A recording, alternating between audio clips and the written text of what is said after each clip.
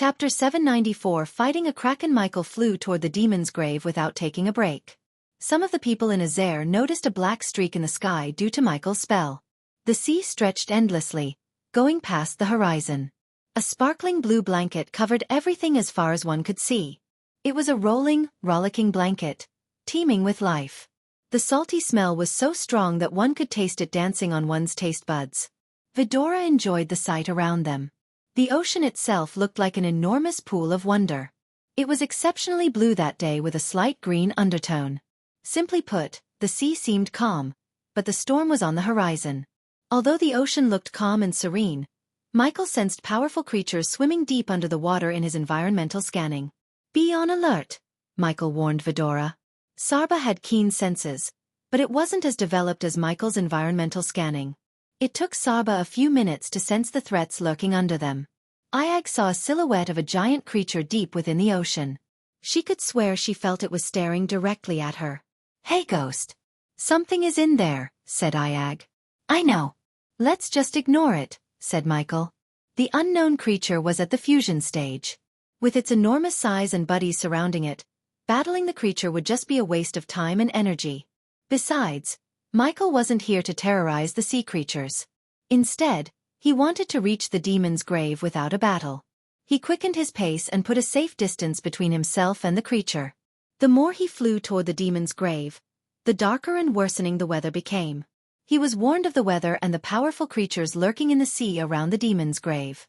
It would take an immense amount of luck and power to reach the entrance. So one could only imagine how dangerous the demon's grave would be. There was a reason why even the immortals feared this place. Vidora wrapped their tail tightly around Michael's neck to escape the raging storm. Streaks of crimson-red lightning flashed across the sky. The sky was painted with a mix of eerie red and black. Coupled with the dark blue sea, the sight had a devilish tone to it. Moreover, the howling wind sounded like something otherworldly screaming to escape the sea itself. Powerful lightning struck from the sky chaotically. Michael navigated through the lightning storm without getting struck, thanks to his cat-like reflex. "The name Demon's Grave fits this place," said Sarba. He seemed slightly uncomfortable looking at the red sky. "Is there any connection between the demon race and this place?" asked Ayag. Kane was surprised that Ayag actually asked something that didn't sound ridiculous in his mind. To be honest, he was about to ask that question to Michael. "Well, find out. But I think there might be some connection," said Michael. He still didn't know who else knew about the existence of demons. As far as he knew, Azazel was the only living demon in this world. If it wasn't for the system, he couldn't have brought the demon back to life. Michael was confident with enough time and resources, he could not only find more demons but also resurrect this magical race. Once he had hundreds or thousands of Azazels, he would be a real threat to all the Great Eight clans. "Did you find anyone who ventured into the demon's grave and survived?" asked Kane. Michael shook his head. "No. But I heard there is someone in the Guardian Guild who knows about the place more than anyone in the world. Even Lord Information has little to nothing of this place," said Michael. "Which makes this place more worth the visit," Ayag said as Michael suddenly stopped flying. Ayag frowned. "Why did you stop?" asked Ayag. On the other hand, Sarba realized the reason behind Ghost's action. He sensed a powerful being moving faster and faster toward them. In the ocean before them, Ayag vaguely saw a shadow emerging from deep within. Michael slowly flew backward. According to his senses, the creature was gigantic. Moreover, it was at the half-immortal stage. Suddenly, several ripples appeared in the ocean. Michael felt like the sea itself shaking to the core. As he flew backward, a monstrous creature dashed out of the ocean. It was a giant octopus-like creature. "Kraken," Michael mumbled under his breath. He never thought a creature from folklore and legends back on Earth would come to life before his eyes. The books didn't do justice to this monster.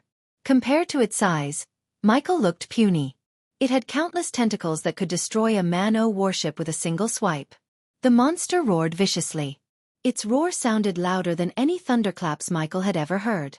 Just its size and appearance were enough to terrify anyone. Even Michael was stunned by the Kraken. Its dark red skin glistened under the red sky.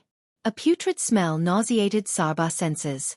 This smell came from the Kraken itself. The Kraken stared at Michael with its big eyes. For some reason, the The Kraken held extreme hatred in its eyes. Michael felt like the Kraken, and he had some kind of history. But Michael had never even imagined a Kraken being alive, let alone having a history with them. Once again, the Kraken roared. It caused the ocean to sway to one side. After the second roar, the Kraken swung one of its tentacles at Michael. For a giant monster, its movements were fast. But Michael was faster. He simply evaded the tentacle by flying away. The tentacle missed as it hit the ocean, creating an explosion. Michael immediately fought back with lightning. He raised his hand as black bolts of lightning crackled around his arms. These tiny bolts merged to form one single bolt of lightning that shot out of his fingertips. Since it was a giant creature, Michael didn't need to worry about his aim. His lightning bolt hit the Kraken's skin near the left eye. The monster roared as the lightning bolt penetrated its thick skin for a meter. Some kind of purple liquid spurted out of the wound as the monster roared in pain. Michael wondered where the sound was coming from. He didn't stop with one bolt of lightning. Instead, he continued to bombard the creature with his black lightning bolts. The monster roared as it swung its tentacles viciously, hoping to crush Michael. Yet, none of its tentacles were able to touch Michael. If he was at the half-immortal stage, the creature could have stood a chance. But now, the creature could only dream of defeating him. To Michael, this Kraken was just a dummy to test his powers. Michael flew around the creature, firing bolt after bolt at the monster. Suddenly, Michael dashed forward. A wave of dark flames suddenly shot out of Michael and burnt the creature's skin. The waves of flames pulsated from Michael's body. Because of the dark flames, the temperature in the air rose significantly. The creature swung its entire body viciously to escape Michael's wrath. While shooting lightning bolts from his fingertips, Michael raised his other hand as the sky above him rumbled. Soon, darker clouds appeared in the sky.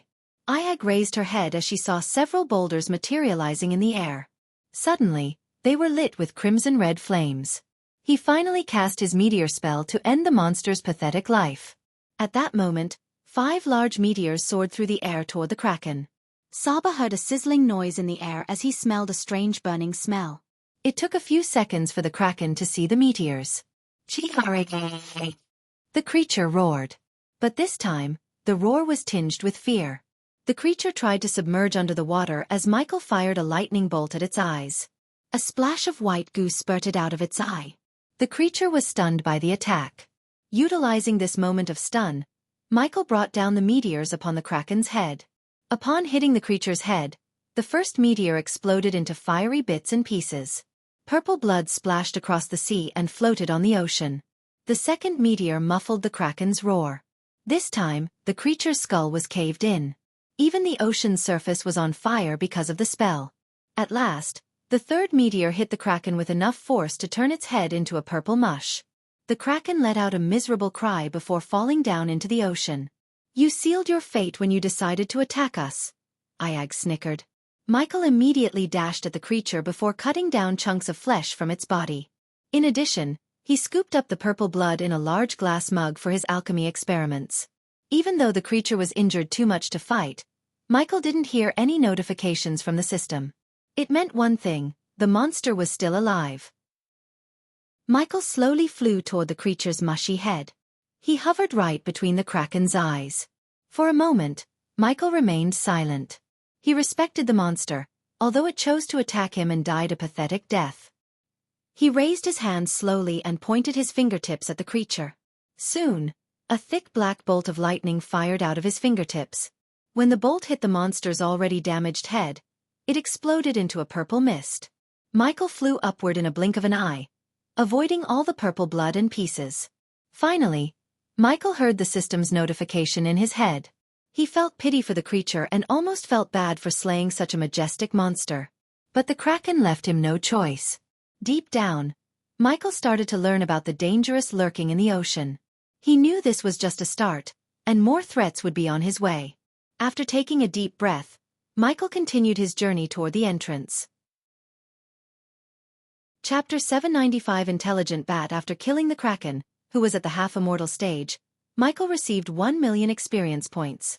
He still needed 7 million experience points to reach level 5. Just the Kraken on the outskirts was at the half-immortal stage. So Michael could imagine how strong the creatures and dangers inside the demon's grave were. They continued to head toward the demon's grave while hoping for another monster to jump out of the sea. Michael sensed several other half-immortal monsters, but they didn't attack him. Michael couldn't recognize some of the monsters. For instance, he vaguely saw a creature that resembled a giant human eye. The monster blinked when Michael sensed it. He flew for 2 days without a battle. Some creatures were able to sense the overwhelming power radiating from Michael. They were intelligent enough not to attack him.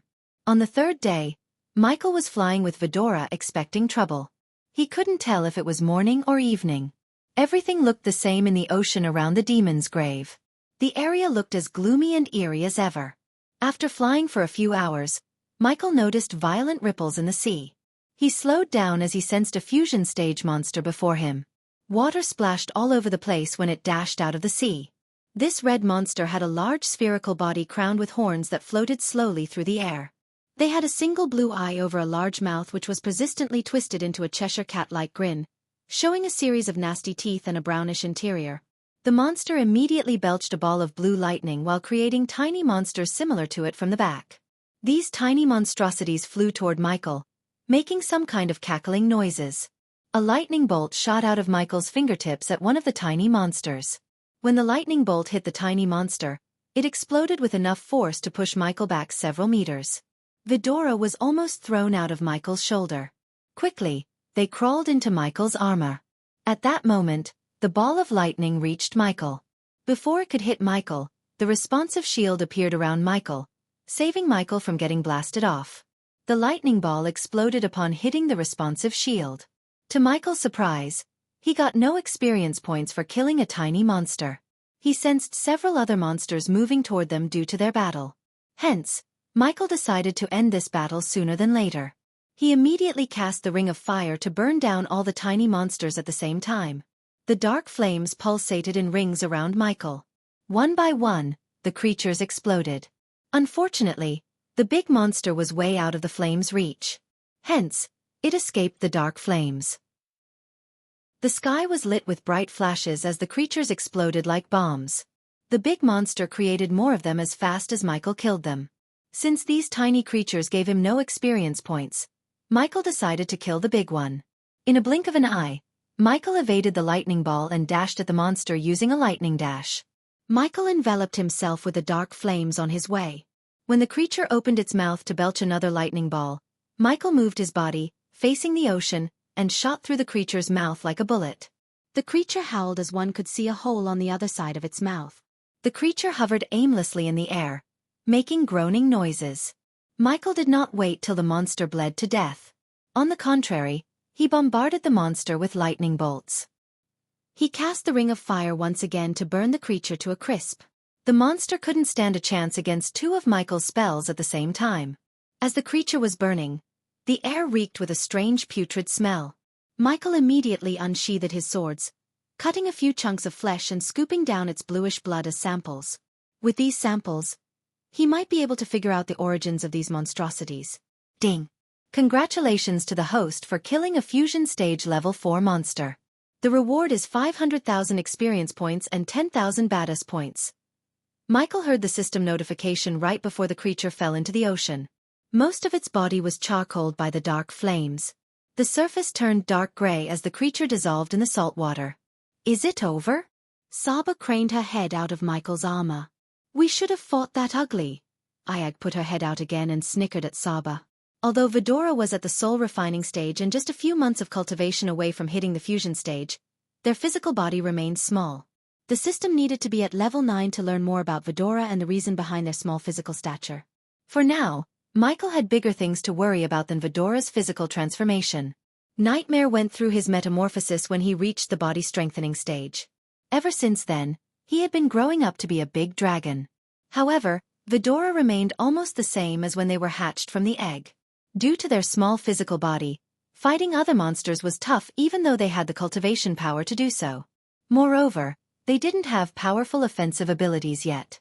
Ayag could seldom create sonic waves, while Sarba had special senses.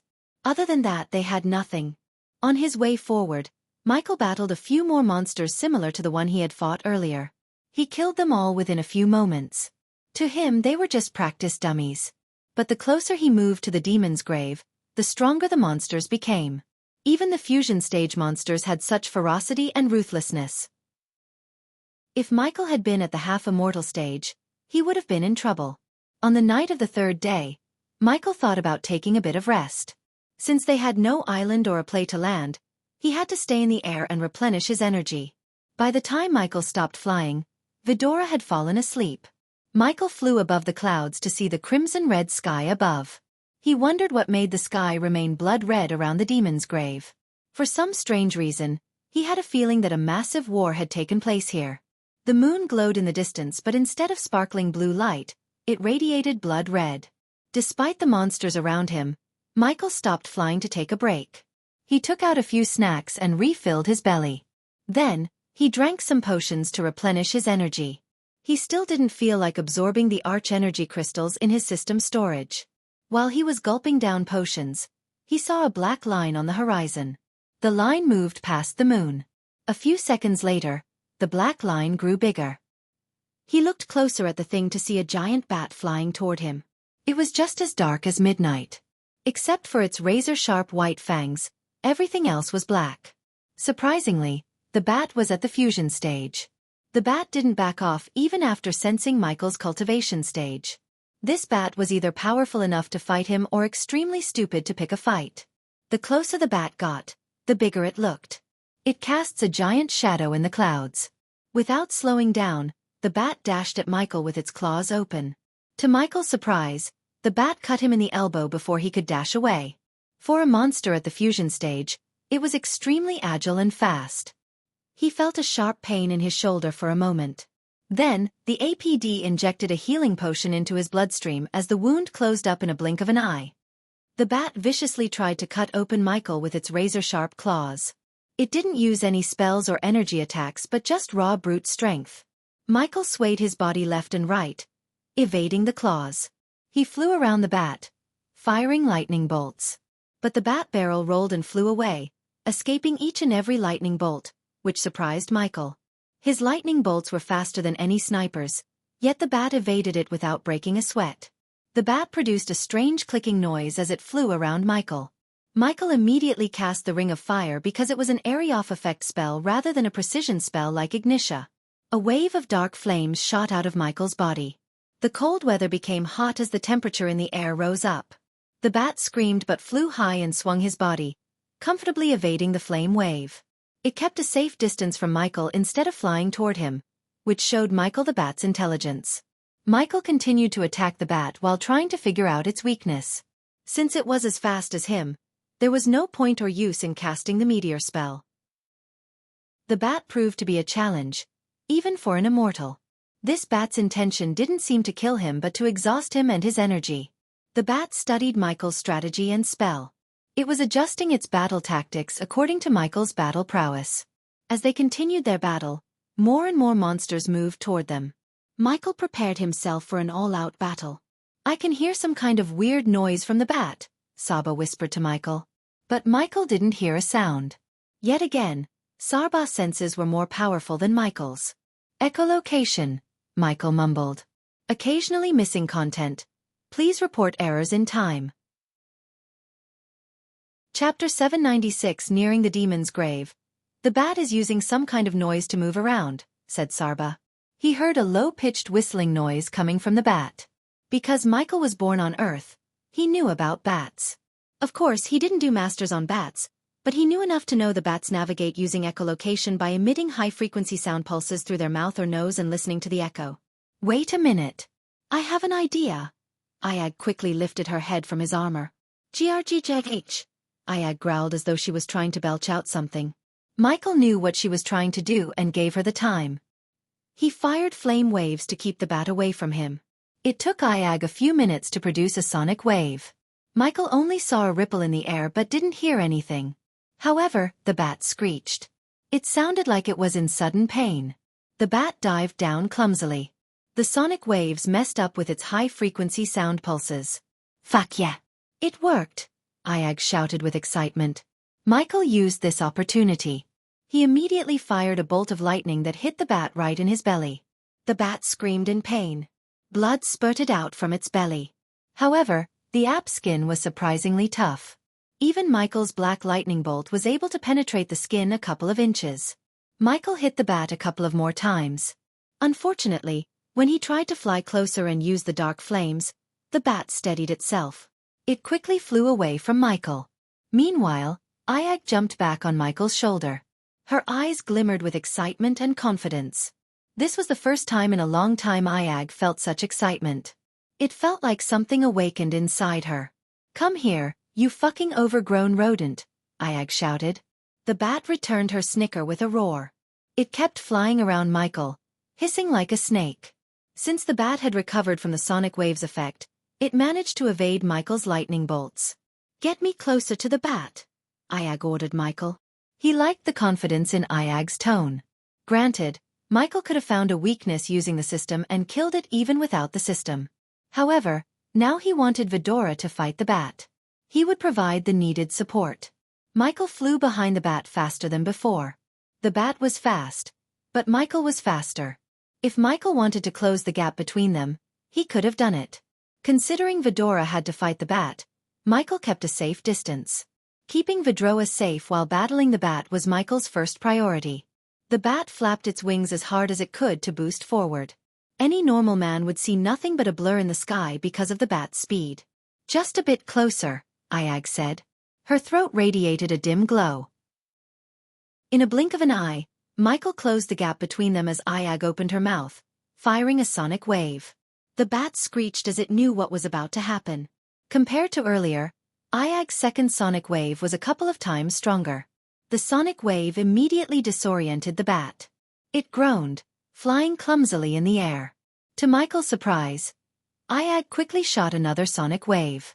As a result, the bat almost fell down from the sky.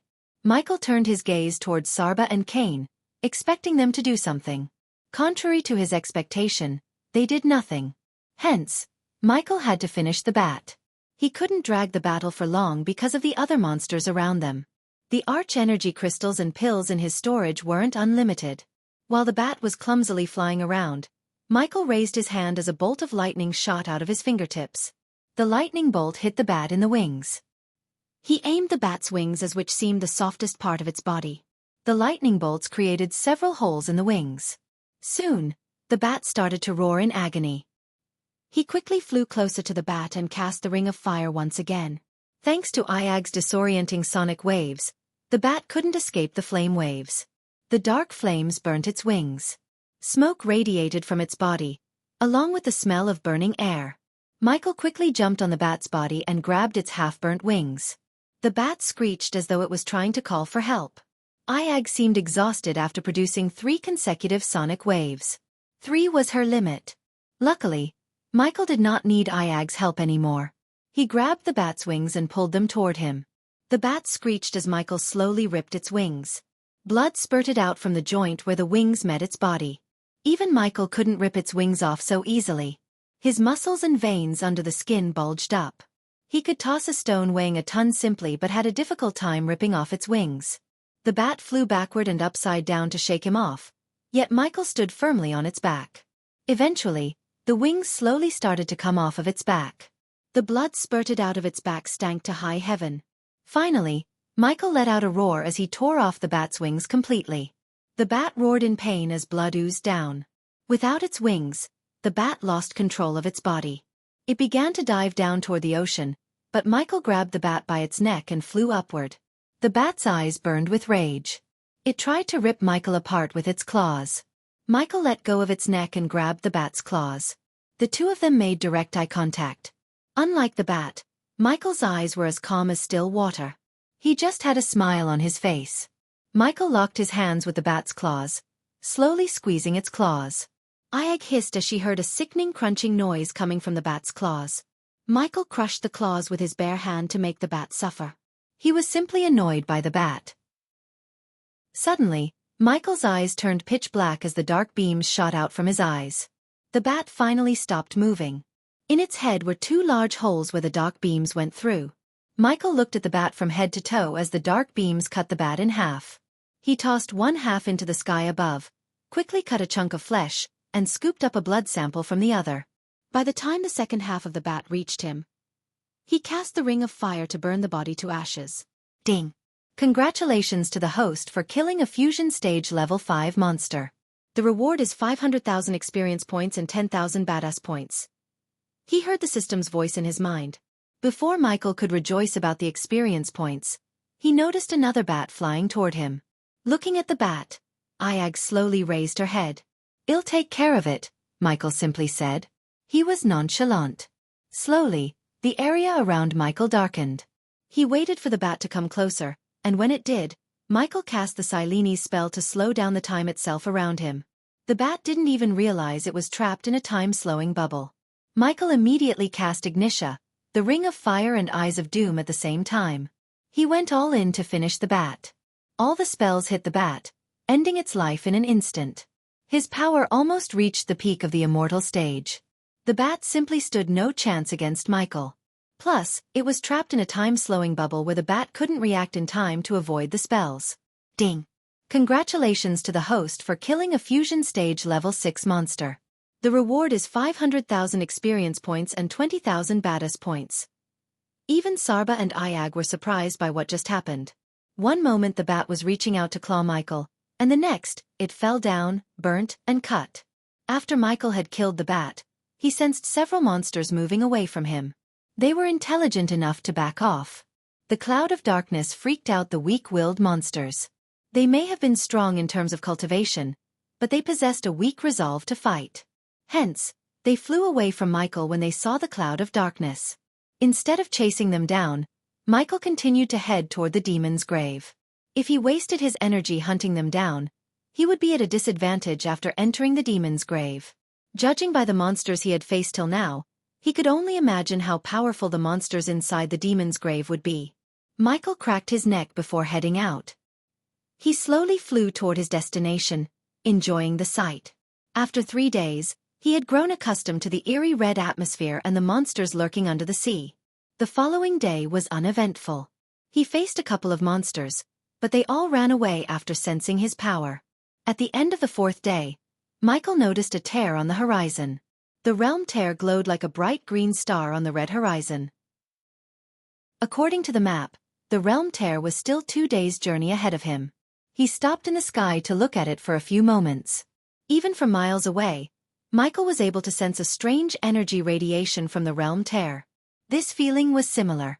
It was the same energy radiation he felt inside the Shadow Realm. Now that Michael had seen his destination, he increased his speed. While flying toward the realm tear, Michael wondered how Gaia was doing with the dwarves and their new weapons. Vidora fell asleep without a worry in the world. The Hydra felt safe with Michael. At that moment, neither of them had an idea about the connection between Hydras and the demon's grave. They only considered the part demon in the name demon's grave and ignored the grave part. They were in for a surprise inside the demon's grave. Having no idea about the things waiting for them inside the realm, Michael and Vidora flew towards it. Chapter 797 Meeting the Mysterious Oracle again, Michael continued his journey toward the demon's grave with Vidora. At that moment, he was just 2 days' journey away from reaching the realm tear. On his way, he fought several monsters and reached 5 million experience points. Once he earned another 3 million experience points, he could reach the immortal stage level 5. If he didn't have to save his energy, he could use this place to farm experience points. But exploring the demon's grave without being gnawed by some monsters was more important than farming points. The battles he went through were far from effortless. He had to use both his brawn and brains to defeat the monsters. Unfortunately, Vidora was no help in the battle as they helped him in the battle against the bat. After battling the bat, Michael realized the monsters around the demon's grave were coming out from the realm tear. The closer Michael got to the realm tear, the more he felt a powerful yet strange radiation coming from the realm tear. Thanks to the APD and the system firewall, the radiation did not affect Michael. To Michael's surprise, the radiation did not affect Vidora. Except for Kane, the others slept on Michael's shoulder. Ayag and Sarba snuggled against Michael's neck and slept peacefully. "Hey Ghost," Kane called Michael. His voice was quiet. "I feel like this place, and we have some kind of connection," said Kane. Michael was surprised. It was so rare to see Kane share his thoughts. "What do you mean?" asked Michael. Cain turned his head toward Sarba and Ayag. He stared at them as though he was making sure they were asleep. Then, he craned his head out, getting closer to Michael. Michael slowed down. A second later, Cain slowly opened his mouth as Michael noticed a dim green ball of light in his mouth. The light resembled the realm tear. The ball of light crackled inside Cain's mouth. Michael's brows arched up. The energy radiation from the light inside Cain's mouth and the realm tear was exactly the same. Michael had so many questions in his mind. What is it? How long since you could do this? Michael asked Cain in a husky voice. Do you remember the accident in the castle? Asked Cain. His question made Michael ponder. A while later, Michael recalled an incident that took the lives of a couple of dwarves when they were building the castle on the floating mountain. He remembered Gaia talking about some explosions that went off because of some drunken dwarves. According to her, the dwarves tried to smoke some herbs to get high and accidentally dropped some sparks in the explosive crates. But judging by Cain's look in his eyes, Michael had a feeling the dwarves weren't the culprits. Yes, I do, Michael nodded without saying anything else. It was an accident, but the dwarves weren't responsible for the explosions. They did come drunk and tried to smoke near the explosives. But the crates exploded because of this. Cain opened his mouth as it lit up like a Christmas tree for a moment. I accidentally shot out an energy beam which hit the crates. Did they know? Michael looked at Sarba and Ayag. No, Cain shook his little head. How did you manage to shoot an energy beam out of your mouth without them knowing? They are not the sharpest knives in the bunch, Ghost. Cain rolled his eyes. Michael couldn't argue with Cain. Does anyone else know about this? Asked Michael. No, Cain shook his head. We could ask Mugashiku about hydras, but it's too risky, Michael pondered. They resumed flying toward the realm tear while silently discussing the green glow. He is the only hydra in existence, right? Cain asked. Michael noticed a sadness hidden deep within Cain's eyes. If he was the last human in the world, he would feel sad too. Only Vidora would know their pain. But Michael really hoped there were more hydras somewhere in the universe. Life is full of surprises, Cain. Don't lose hope. Michael gently rubbed Cain's head. Thinking about the connection between the realm tear and the green glow in Cain's mouth, Michael headed toward the demon's grave. Luck was on his side as no monsters showed up to attack him. Eventually, the sky darkened. The howling wind was the only companion Michael had besides Vidora. Suddenly, the howling wind stopped. It was like someone had switched off the wind. Everything became deadly silent. Michael halted his pace. Michael sensed nothing in his environmental scanning map. However, he noticed a strange blue orb of light in the sky above him. The light slowly descended toward him. To Michael's surprise, the orb of light slowly transformed into a woman. The woman before Michael had a square face with a rounded jaw, a flat nose, and narrow lips, and her crimson eyes were sparkling with patience and mystery.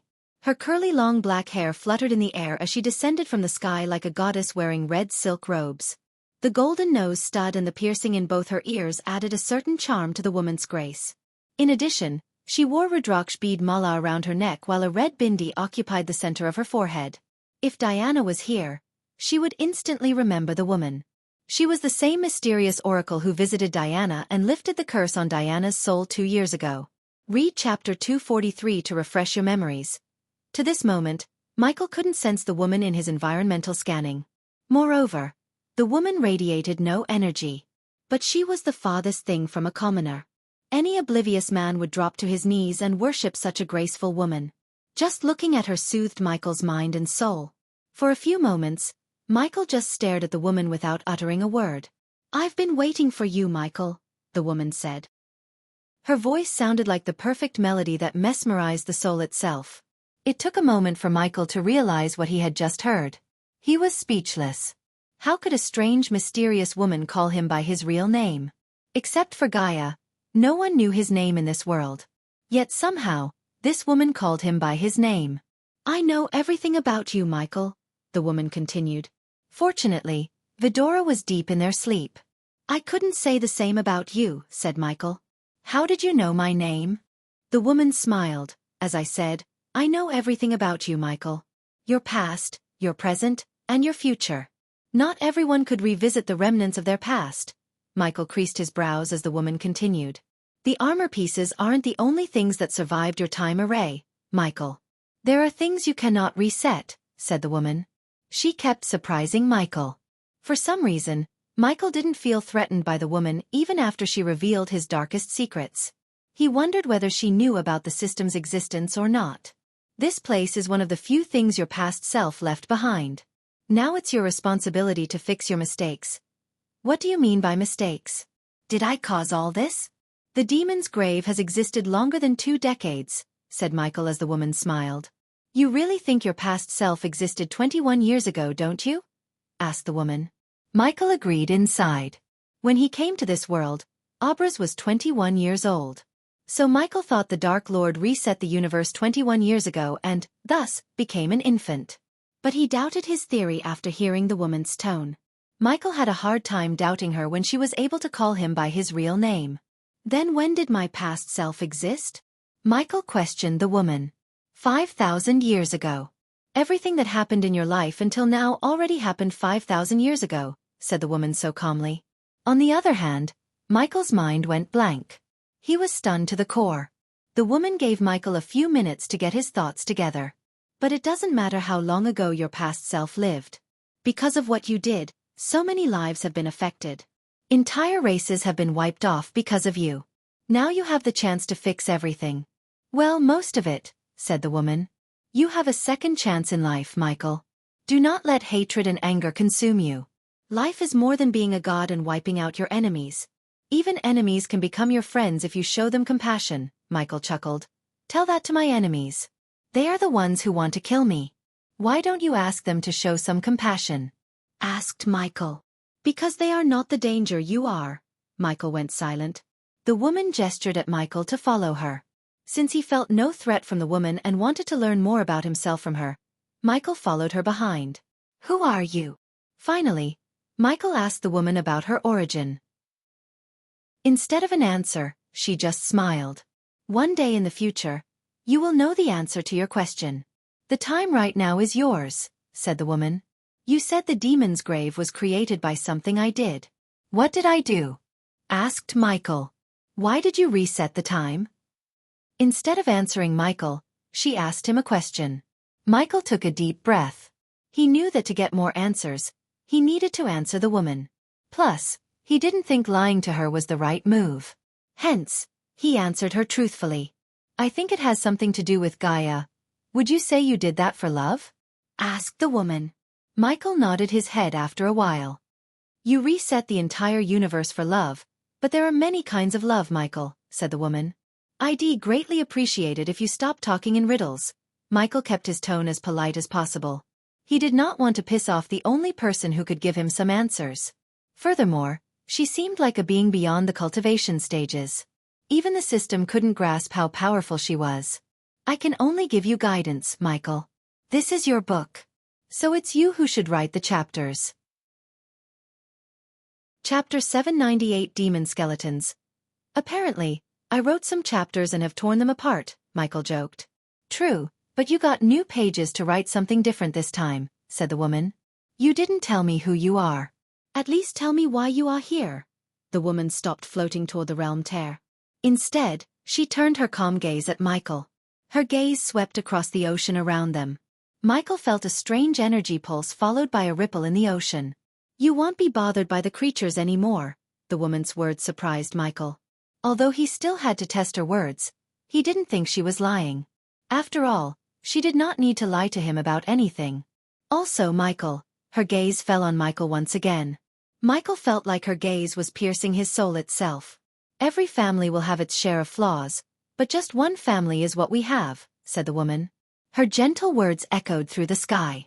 Before Michael could ask her anything else, she vanished into thin air. System, what do you think about her? Any idea about her origins? Asked Michael. To Michael's surprise, the system went into complete silence. No matter how many times he asked, the system did not utter a word about the mysterious woman. After a while, Michael could only sigh and continue to fly toward the realm tear. On his way, he recalled her words. He still couldn't wrap his mind around the fact his past self actually lived 5,000 years ago. I must have been freakishly powerful, Michael mumbled under his breath. He saw no point in dwelling on the past. His past self made some mistakes, big ones it seemed, but it didn't mean he would make the same ones once again. In this life, he would go to any length to protect his loved ones. For instance, he promised himself to look after Vidora. If the demon's grave was one of his mistakes, he would fix it. You reset the entire universe for love, but there are many kinds of love, Michael recalled the woman's words. He felt there might be another reason other than Gaia for him to reset the universe. He wondered what the hell happened 5,000 years ago. As he was flying toward the realm tear, he noticed the monsters moving away from him. Not a single monster dared to attack Michael. He even sensed some immortals monsters almost as strong as him. They all avoided Michael.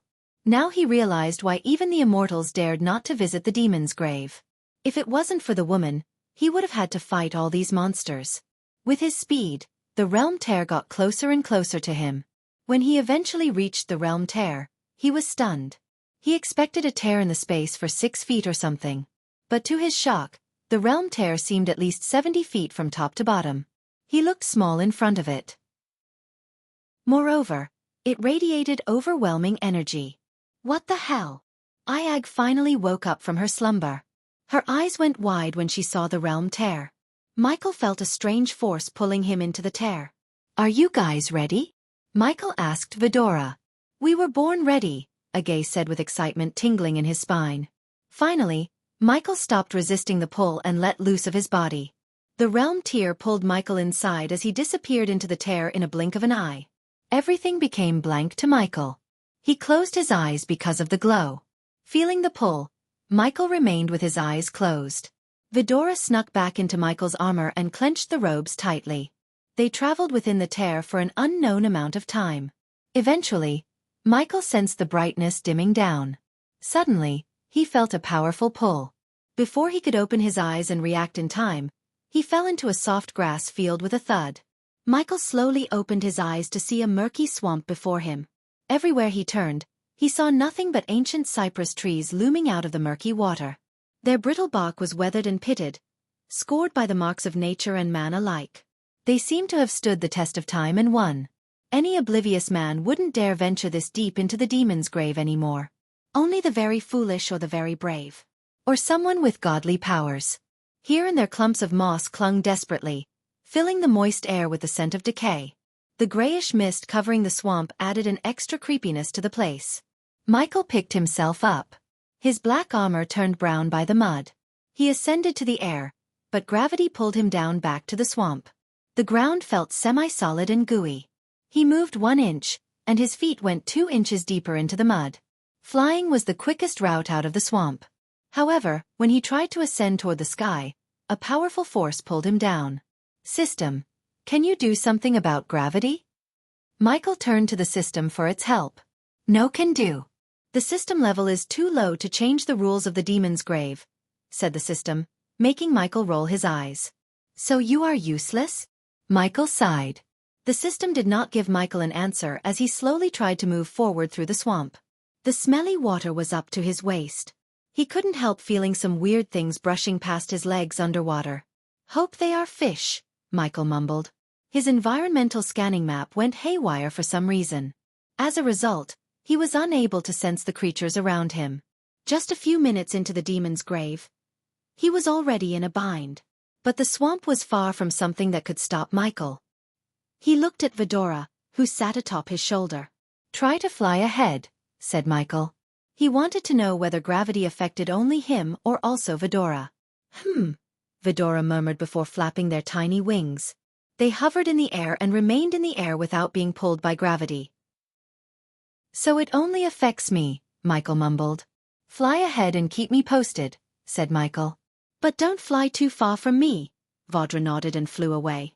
In Michael's head, keeping Vidora close to him would only prevent them from growing up. They needed to face some challenges and life-or-death situations. After all, Michael and Gaia wouldn't be with them all the time. Only by facing dire situations could they really unlock their potential. Simply put, Michael decided to force them to find their powers. Vidora nodded as they flew ahead to scout the area. Even Michael's X-ray vision seemed blurry because of the strange mist around the swamp. Slowly, he dragged himself through the mud. The swamp water smelled like rotten eggs and spoiled meat. Any other man would have thrown up. But thanks to Michael's tolerance for stink, he controlled himself. Fortunately, Michael faced no monsters or creatures while he was in the swamp. Vidora flew back and forth to keep Michael updated about the swamp. As Michael was moving through the swamp, he finally noticed what seemed to be the shore. He smiled. Finally. But his moment of joy was short-lived as he felt something grabbing his legs. Vidora returned to inform Michael about the land. To their shock, Michael disappeared into the swamp water in a blink of an eye. It happened so fast. Holy shit, ghost! Something pulled him inside. The three heads looked shocked and worried at the same time. They shouted for Michael, yet they only saw bubbles and ripples on the swamp water's surface. Inside the swamp, Michael struggled to free himself from the strange thing's grab. He couldn't see what was before him with his naked eyes. So Michael immediately activated his X-ray eyes. As soon as everything turned blue, he saw a dark figure holding his legs. When he turned his vision to normal, he vaguely saw a brownish skeleton. However, it wasn't a human skeleton. On the contrary, it looked humanoid creature with 2 horns protruding from its skull. He also noticed a few bones that formed a vague shape of wings. The skeleton reminded Michael of Azazel. Wings, horns, and a bulky structure resembled Azazel's physical body. One of the skeletons grabbed Michael's legs, and the other grabbed his shoulder. They tried to drown him. Although drowning wouldn't kill him, Michael wasn't prepared to test his immortality underwater. According to the system, getting killed by other means wouldn't end his life but reset his cultivation. Beheading, on the other hand, would reset his cultivation and make his soul wander until he finds a suitable vessel for the soul. Finding a vessel might take days, months, years, or even decades. Under the water, Michael did not panic. He quickly formed a wind bubble around his head to breathe. The very next moment, the water began to boil because of the dark flames dancing on his hand. The cold water became hot in a few seconds. Michael clenched the skeleton's head with his hand as several cracks formed in the skeleton. In a blink of an eye, the skeleton's head turned into a white powder that dissolved in the water.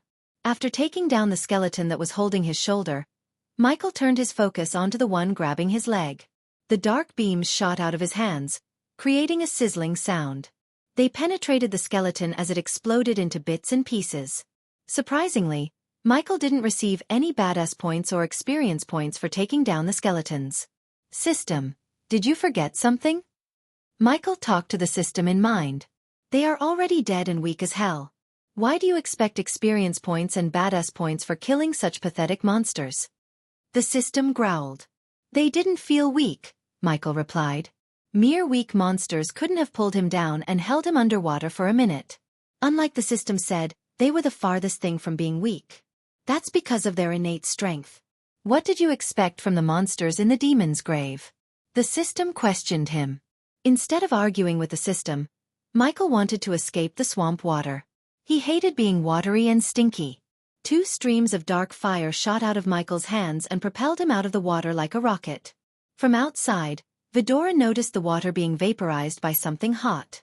The temperature in the air had risen significantly. It was enough for them to know what was about to happen. As they expected, Michael shot out of the water and dashed toward the shore before the gravity could pull him down. Chapter 799 Sky Hall Angels and Demons Grave. Michael quickly dashed toward the shore and landed comfortably on solid land. Even after landing, he vaguely saw the skeletons lurking deep within the swamp. These demon skeletons would wait for another one to drown. Their next victim might arrive next month or year, but they would wait because they had all the time in the world. An equally creepy forest surrounded the murky swamp. Dark and misty forest. The only way forward was through the forest. Unfortunately, gravity was still too strong for him to fly. Should we go into the forest? Asked Sarba, but Michael shook his head. Stay with me, said Michael. Once they had entered the forest, there was a high possibility for them to get lost. Even worse, they could get into trouble with another monster. Until he could cross the forest, he wanted Vidora to be with him. Vidora nodded before landing back on his shoulder. A bone-chilling breeze brushed past him. It was like something calling for him into the forest. Michael ignored these strange feelings. The trees in the forest were malady brown. Grains of poison begrimed the bark and gleamed like witch dust. The decaying air and stifling atmosphere provided the perfect abode for those who worshipped the darkness rather than the light. In the dense shadows, spiders clutched their snare strings. Their webs shimmered like meshed steel dipped in silver. Eyes aflame with hunger, they hoped to dine on weak prey and slurp on hot blood. The deeper Michael went into the forest, the darker it became. Everything in the forest seemed primordial. If this demon's grave was indeed his mistake, as the woman said, this place must be at least 5,000 years old. It was the only explanation for the primordial trees. Their sprawling limbs guarded the darkness, blotting out any sunlight. Their bark was mottled and splotched as if the bubbled soup had been frozen in time on its surface. A pungent tang oozed from every sentient being in the forest. Bewailing sounds ghosted through the trees. Whether it was from the predator or prey, only the forest could tell. It was truly a place to make one's veins freeze over. Everything considered edible in another forest was nauseating here. It left Vidora with the same sickening taste of their own blood. It was a forest to be avoided. Michael navigated through the labyrinth of a forest, trying to find a way out. His black armor turned murky and green because of the moths and mud in the swamp. He ignored the blood-sucking leeches littering the ground and hoped they weren't on him. As he was walking through the forest, he suddenly heard a muffled thud noise.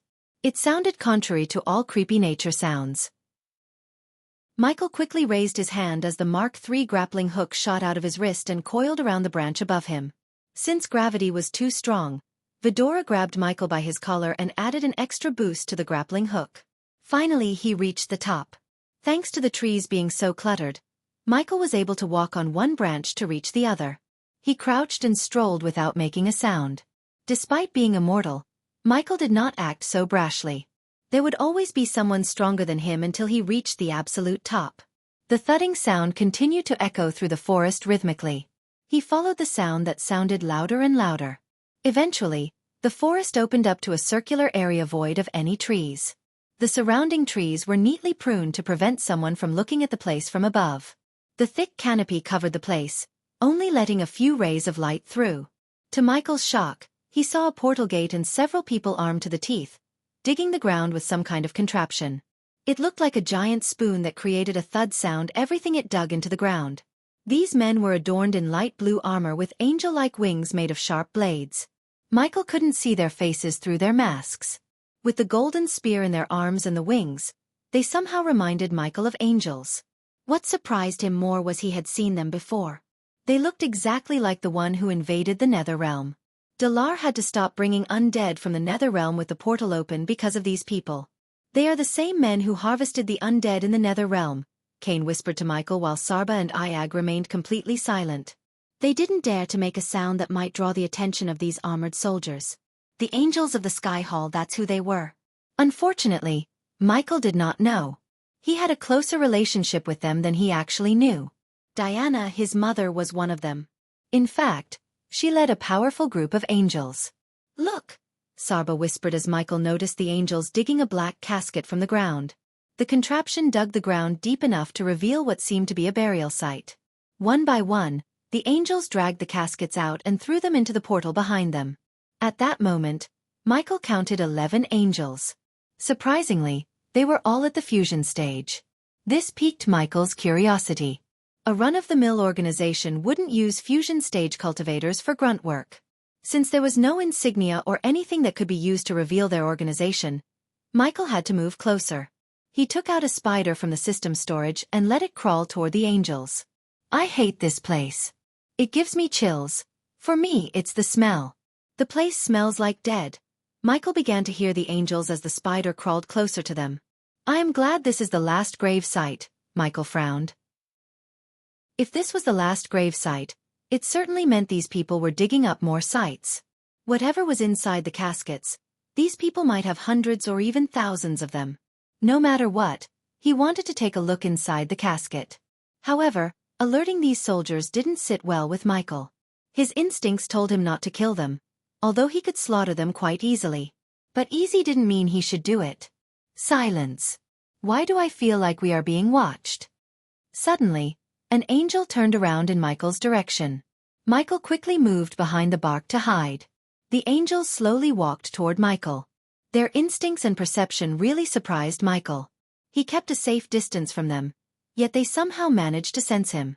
Even though he didn't want to fight them, he would have no choice but to fight if they found him. Michael prepared himself for a battle when an angel raised his voice. "Hey, we are ordered to return."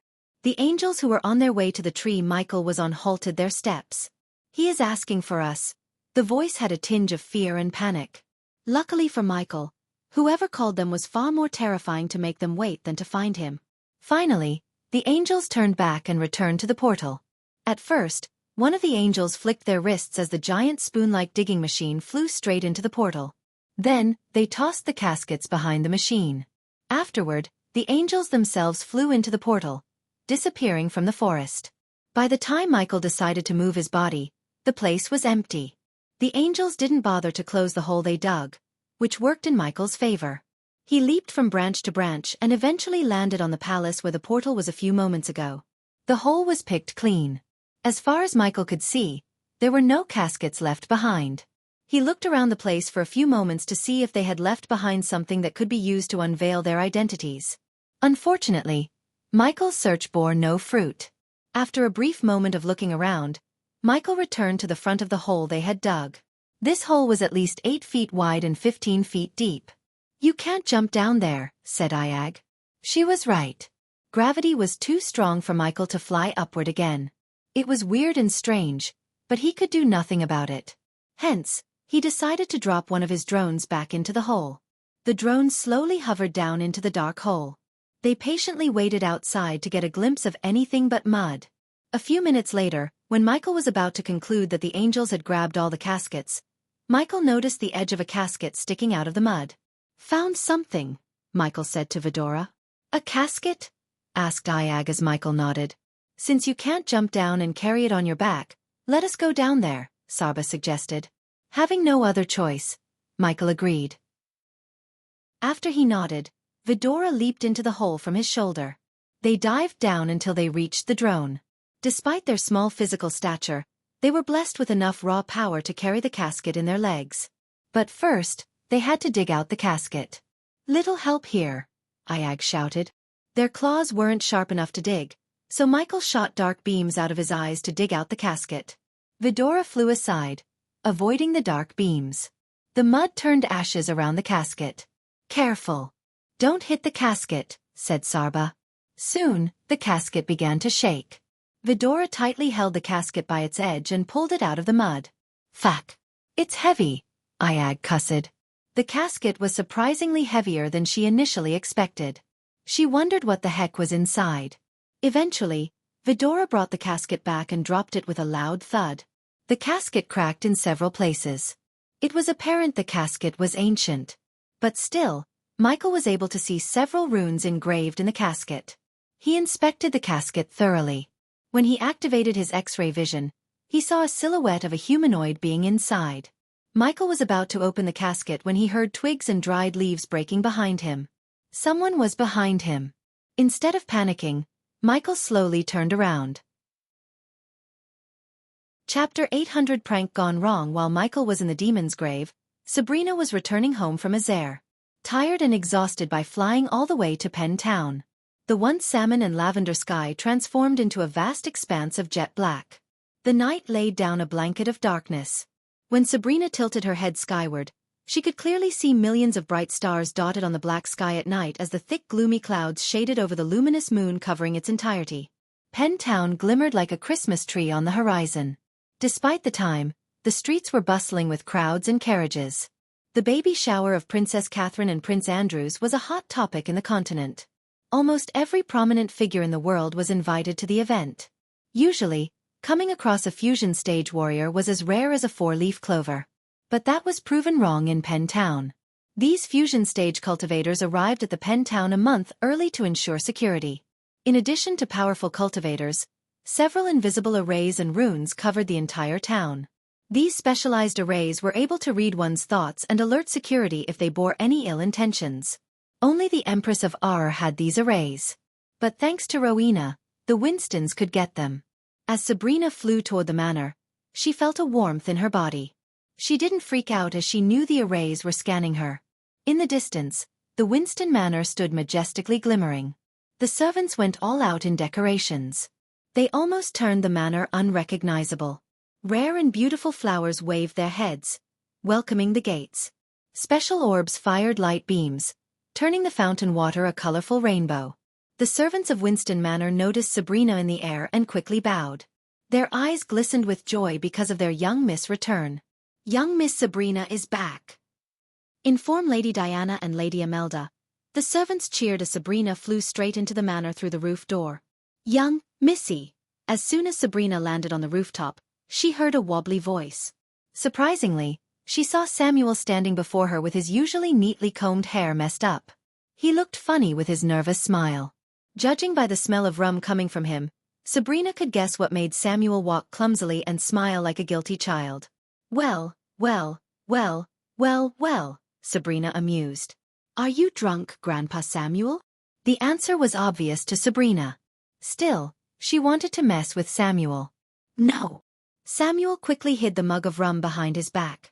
Since the baby shower was just a week away, everyone in the Winston family enjoyed themselves. But it was surprising to see the stoic Samuel himself get drunk. What's that behind you? Sabrina asked, trying to hold the urge to laugh at Samuel. Young Mississippi. You must be tired. Samuel slowly talked. He found it difficult to stay still and find words. Samuel, where the hell are you? Suddenly, Sabrina heard Imelda shout from downstairs. Bring me another barrel. Sabrina couldn't believe what she had just heard. It was Imelda. There was no doubt in Sabrina's mind. Now everything made sense to Sabrina. The room behind Samuel was used to store booze for special occasions. It looked like Samuel came here to bring booze to Imelda. A light bulb lit up in Sabrina's mind. She slowly walked towards Samuel. Why don't you take a short nap, Grandpa Samuel? Sabrina whispered in a gentle tone as specks of golden light floated into Samuel's mind. Soon, the old man dropped to the ground and began snoring. After putting Samuel to sleep, Sabrina opened the door behind Samuel. The door opened with a creak, revealing countless wooden barrels. The Winstons only opened these barrels for special occasions. Each barrel was at least 100 years old and engraved with a special rune. The air in the room itself had a tinge of sweetness. Sabrina walked toward a barrel and placed her hand on the side as a rune glimmered on the barrel. In a blink of an eye, the barrel shrank to the size of a mug. Sabrina picked up the mug and left the room. She headed to Imelda's room with an amused smile. The manor was just as cheerful inside as it was on the outside. Every corner of the house was decorated with rare flowers, antiques, and light orbs. Moreover, everyone was in such a good mood. Luckily for Sabrina, no one noticed her as they were all in the main hall, and Imelda's room was far from it. After taking a few quick steps, Sabrina reached an emerald green door with Winston family portrait hanging above. Sabrina couldn't help smiling, looking at the portrait. She was 5 years old when they drew the portrait. Everyone looked so happy in the picture. To be honest, Sabrina missed those good old days. Nowadays, everyone in her family was going through a tough time. Letting out a heavy sigh, Sabrina opened the room. As soon as the door creaked open, Sabrina was welcomed with a strong scent of booze in the air. She saw Imelda rolling on the bed with a large mug of rum in her hand. Her hair was a mess, and so were her robes. A wide stupid grin from ear to ear was plastered on her face. Diana. Imelda mistook Sabrina for Diana. One couldn't blame Imelda completely. The older Sabrina got, the more she resembled her mother. Since Imelda was drunk to the throat, she thought it was Diana who entered the room. The prankster in Sabrina told her to go along with Imelda and pretend to be her mother. I brought you something, Imelda, Sabrina sternly said. She surprisingly sounded exactly like Diana. Hence, Imelda had no clue that it was Sabrina who was in front of her. Sit down, Imelda pulled Sabrina down, forcing her to sit down on the bed beside her. Imelda threw her hand around Sabrina's neck and took a large gulp of rum. I am so happy, Jen. After a long time I truly feel free. Why is that? Asked Sabrina. She liked where it was going and decided to pretend to be Diana longer than she initially thought. What do you mean why? Our whole family is coming together. When was the last time this happened? Said Imelda. Sabrina was about to ask something else when Imelda shocked Sabrina. Accept him, thanks to the gods I pray.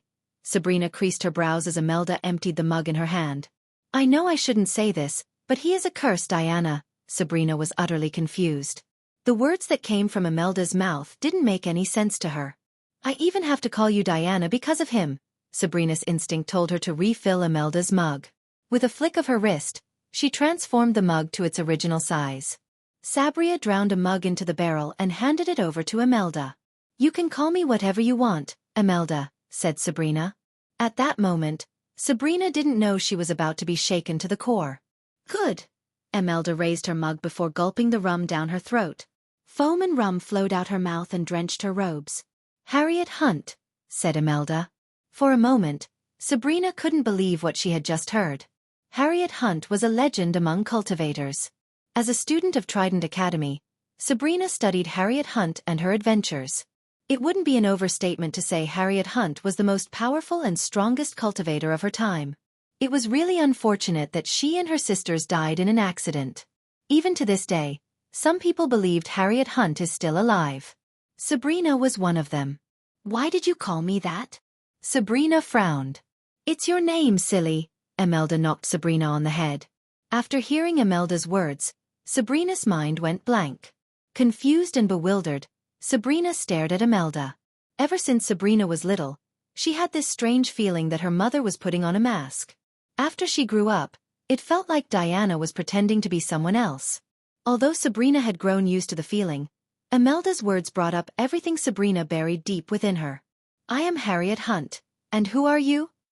Arena Hunt. Once again, Imelda raised her mug proudly, having no idea what she had just done. Silence fell over the room.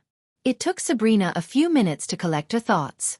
At that moment, her thoughts were a mess. What she thought would be a good prank turned out to be a life-changing moment.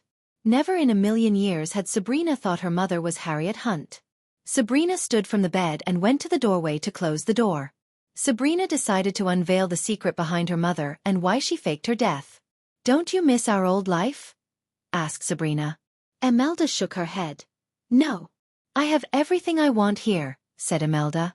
I am glad you feel that way, Imelda. I just wish I could say the same, Sabrina sighed. You have to let him go, Harry. He is a curse. The moment he came into existence, we lost all the happiness in our lives. Sabrina wondered who she was calling a curse. Judging by her words and the look in Imelda's eyes, Sabrina had this strange eerie feeling. But Sabrina was afraid of asking her directly, which might reveal her identity to Imelda.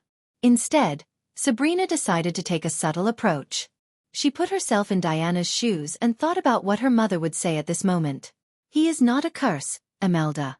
Aren't we happy right now? I am, but you aren't, said Imelda. You can fool others, Harry, but not me. I know you. My heart bleeds every time you go out there to keep him safe. Yet you forgot he is the threat to all, not the other way around. You don't mean these words, Imelda, said Sabrina. I do, Harry. It's you who has yet to see who he really is. You know what he did to the barns. As soon as Sabrina heard these words, she learned who she was talking about. Ghost, Sabrina mumbled under her breath. Don't even say his name, Harry. It's bad luck. Also, don't do anything stupid like trying to invite him, Harry. He brings nothing but death and destruction. Why would I do that? Asked Sabrina. Ha, Imelda dragged her words. Because you still think of him as your son. Remember this, Harry, you may have given birth to twins, but you only have one son, it's Noah. Sabrina's heart skipped a beat. Her entire body trembled from head to toe. Sweat beads appeared on her forehead as she shivered. Ghost is my brother, Sabrina's words span before her eyes, learning the biggest secret in her life. Chapter 801 Andor, God of Time and Space. Tears gushed out of Sabrina's eyes, knowing the truth. The Dark Lord was her brother. Everything fell into pieces in her mind. When she prayed for her brother to save her from the vampires, he arrived at her aid. Now she knew why she felt a strange connection with Ghost. The truth would change the Winston Manor forever. The images of Ghost's face flashed across Sabrina's eyes. She wanted to tell Rowena and Noah about the truth. If Noah and Ghost had learned the truth as she did, they might stop hurting each other. Sabrina now had the power to bring peace between the Guardians and the Dark Lord. But first, she wanted to know why her mother hid the truth about Ghost from everyone. Imelda, Sabrina called Imelda. It became so difficult to keep pretending as Diana when her mind was in a shamble. Sabrina turned her gaze back to Imelda. Suddenly, the door creaked. It slowly opened, revealing Samuel. The spell she cast on Samuel should keep him asleep for at least 6 hours. Yet Samuel somehow managed to wake up and reach the room. Moreover, Sabrina wondered what he was doing here. Grandp, Sabrina's words stuck in her throat when she noticed the strange glow in Samuel's eyes. The pair of eyes glimmered like diamonds. It wasn't the same man Sabrina had seen upstairs. He walked with a certain grace. At that moment, he radiated a kingly aura as he walked toward them. Samuel, Imelda raised her mud, wordlessly asking for a refill from the butler. However, Sabrina didn't think the man before them was their butler. He seemed different. But before Sabrina could question the man, an energy pulse shot out of Samuel's eyes and knocked out Sabrina and Imelda cold. The two ladies were lying flat on the bed. With a flick of his wrist, Samuel closed the door. Without wasting any time, Samuel moved their unconscious body to the floor and put them next to each other. He then squatted beside them. Silence fell over the room. The cheerful laughter and songs sung by the servants barely reached the closed room. "The drunk always spills the beans," Samuel sighed. As Sabrina sensed, it wasn't Samuel in the room.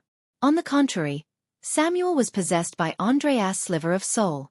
The last time he took over Samuel's body, Andreas wiped off the memories of Ethan, Imelda, and Sabrina. This wasn't the first time Sabrina had learned the truth about Diana's real identity and her connection to Ghost. Previously, Ethan told Sabrina about Diana's real identity when she returned from the Shadow Realm. If it wasn't for him, Sabrina would have told her entire family about Ghost and his connection to the Winston family. Andreas couldn't let that happen because he cared about Noah and his family more than anything. Revealing the truth about Ghost being Noah's brother would bring nothing but destruction upon the Winston family. Only the death of the Dark Lord could ensure the Winston family's safety from the Sky Hall. But killing him was not an easy task. Only Noah could take the Dark Lord's life. A mere moment of hesitation to kill the Dark Lord would bring calamity upon the world. If the Dark Lord managed to kill Noah, there would be no one to stop him. At that time, the world would turn into the Dark Realm, which Lady Qingjiu desperately wanted the Great Eight clans and the Sky Hall to stop. All of her sacrifices and struggles would be meaningless if Noah failed to fulfill his destiny. The fate of the entire world was resting upon Noah's shoulders. Hence, the last thing Andreas wanted was Sabrina to change his mind about taking the Dark Lord's life. Andreas gently placed one hand on Sabrina's forehead while the other on Imelda's. His hands glowed, radiating a gentle white light from within. The light enabled Andreas to access both of their memories of the last hour. Every time Andreas used the spell, it cost him a bit of his soul. But it had to be done. Andreas didn't think the Dark Lord would spare the Winstons if he knew the truth. Knowing Noah, Andreas was sure Noah would drop his guard against the Dark Lord in case he learned that the Dark Lord was his twin brother. "Expelliarmus," mumbled Andreas, wiping off Sabrina and Imelda's memories of the last hour. Gradually, the light in Samuel's hands dimmed out. Then, he left the room as if nothing had happened, leaving Sabrina and Imelda behind. They would have zero memories of what had happened once they woke up. Knowing the secret of the Winston family was safe, Andreas could rest easy. Being stripped away of their memories, Sabrina and Imelda slept on the ground peacefully. Read chapter 587 to refresh your memories. Meanwhile, somewhere else in a pocket dimension, a lone castle stood gracefully under a starry sky. Trapped between inviting lush green hills and intimidating jet-black, snow-capped mountains lay the castle. The castle resided peacefully at the top of a hilltop, not making a sound. No one knew why it was there or who built it. But indeed, it was something quite unique. As the sparkling blue light beamed upon the golden walls of the castle, it revealed the splendor and majesty of the castle. The starry sky revealed the ceramic pavements, the golden statues, and the most beautifully engineered towers that touched the clouds. If one were to look at it from a neighboring hill station, the castle size itself could be convincing enough of that of a city, covering hundreds of hectares of verdant land. The view was simply breathtaking.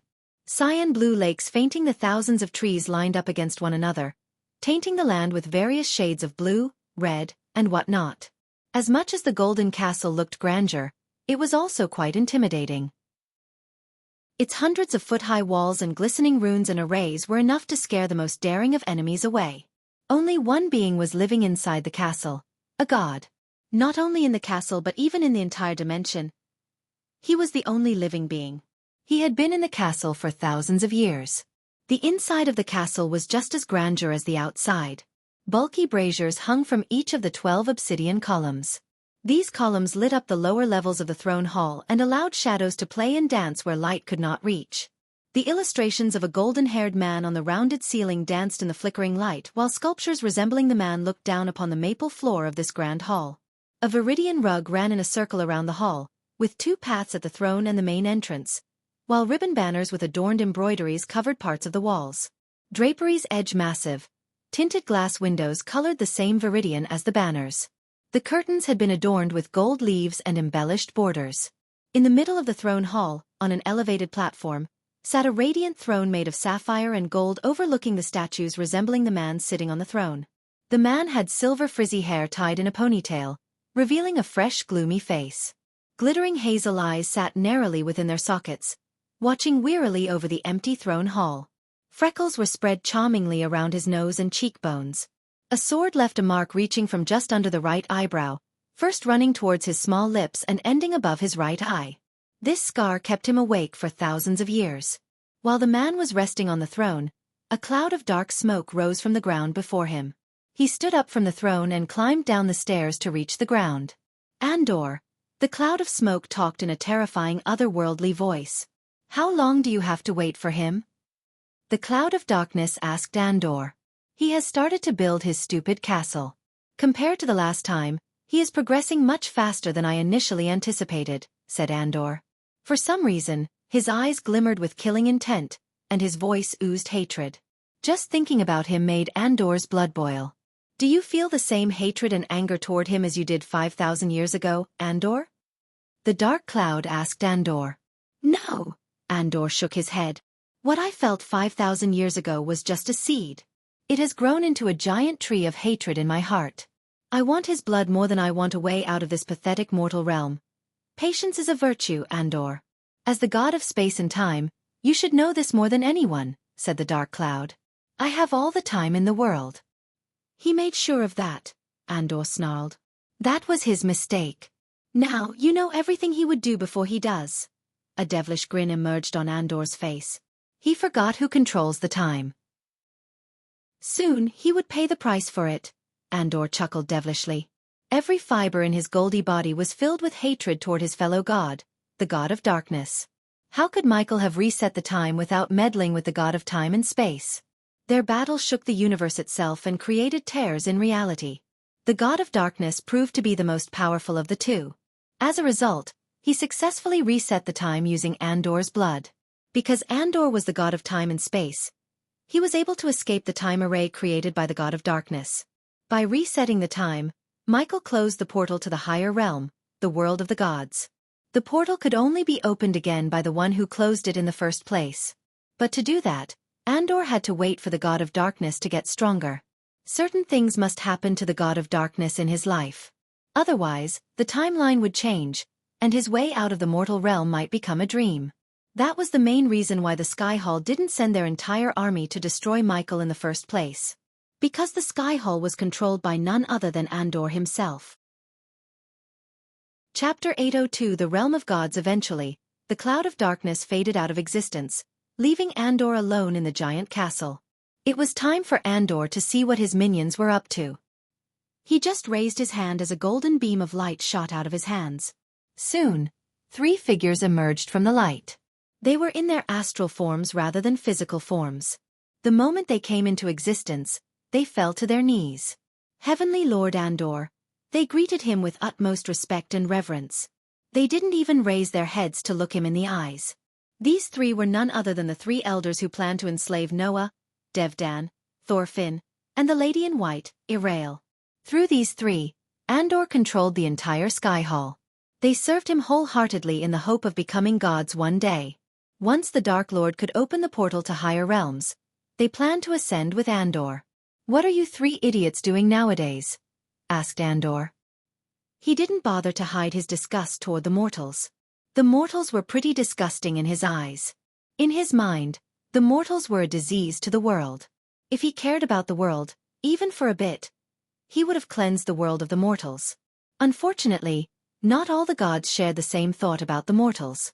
In the higher realm, some gods loved the mortals, some hated them, and the majority of them couldn't care less about the mortals. Thanks to the Dark Lord, no god could descend from the higher realm to the mortal realm, and Andor was stuck in the mortal realm for thousands of years.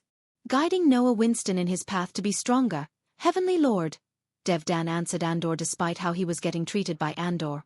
What's the god of light up to? Asked Andor. As the god who wields power to kill his opposite, Andor rooted for Noah. Simply put, Noah was like a friend to Andor as the enemy of his enemy was his friend. He is on his way to his home, Heavenly Lord, said the dwarf Thorfinn. What? Andor's calm voice turned menacing. He creased his sword-like brows. Shouldn't he be searching for the arrows? Asked Andor. Although killing a god was not an easy task, it was not impossible. There were some ancient texts in the higher realm which mentioned killing a god and its effects. But Andor had no idea how a mortal like Qin managed to get a piece of this ancient text and managed to forge these god-killing arrows. Even in the higher realm, Andor had never seen a god die for eons.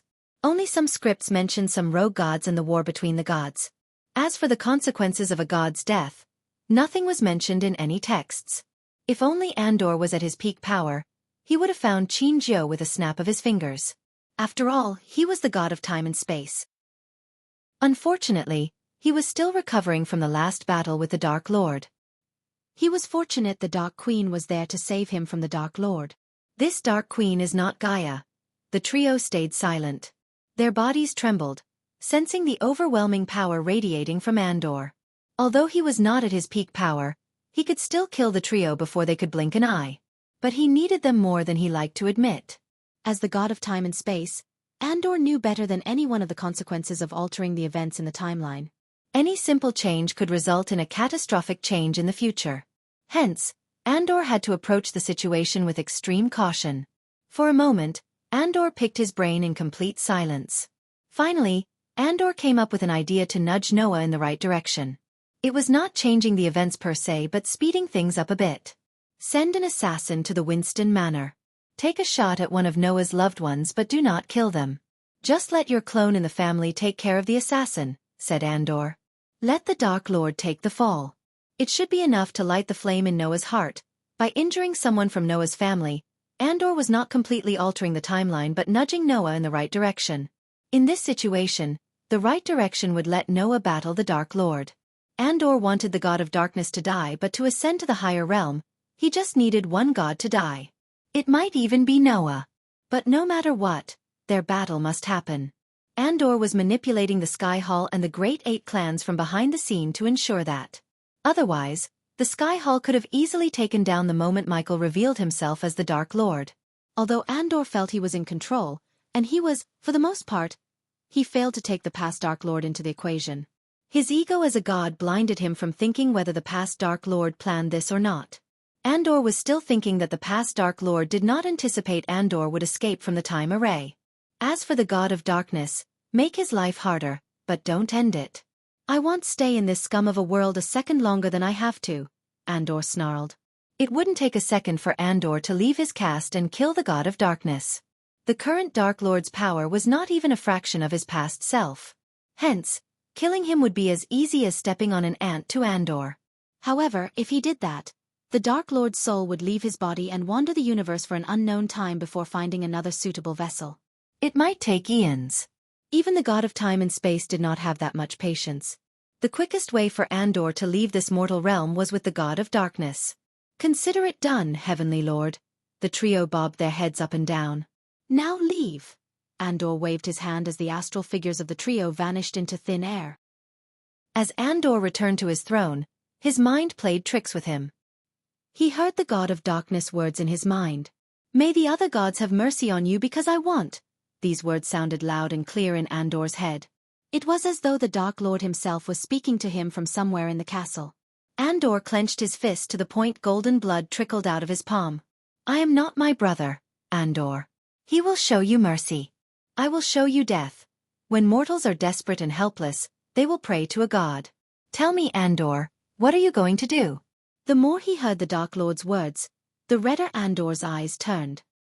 He wanted to leave the castle and rip him to pieces. I am the god of darkness. I am vengeance.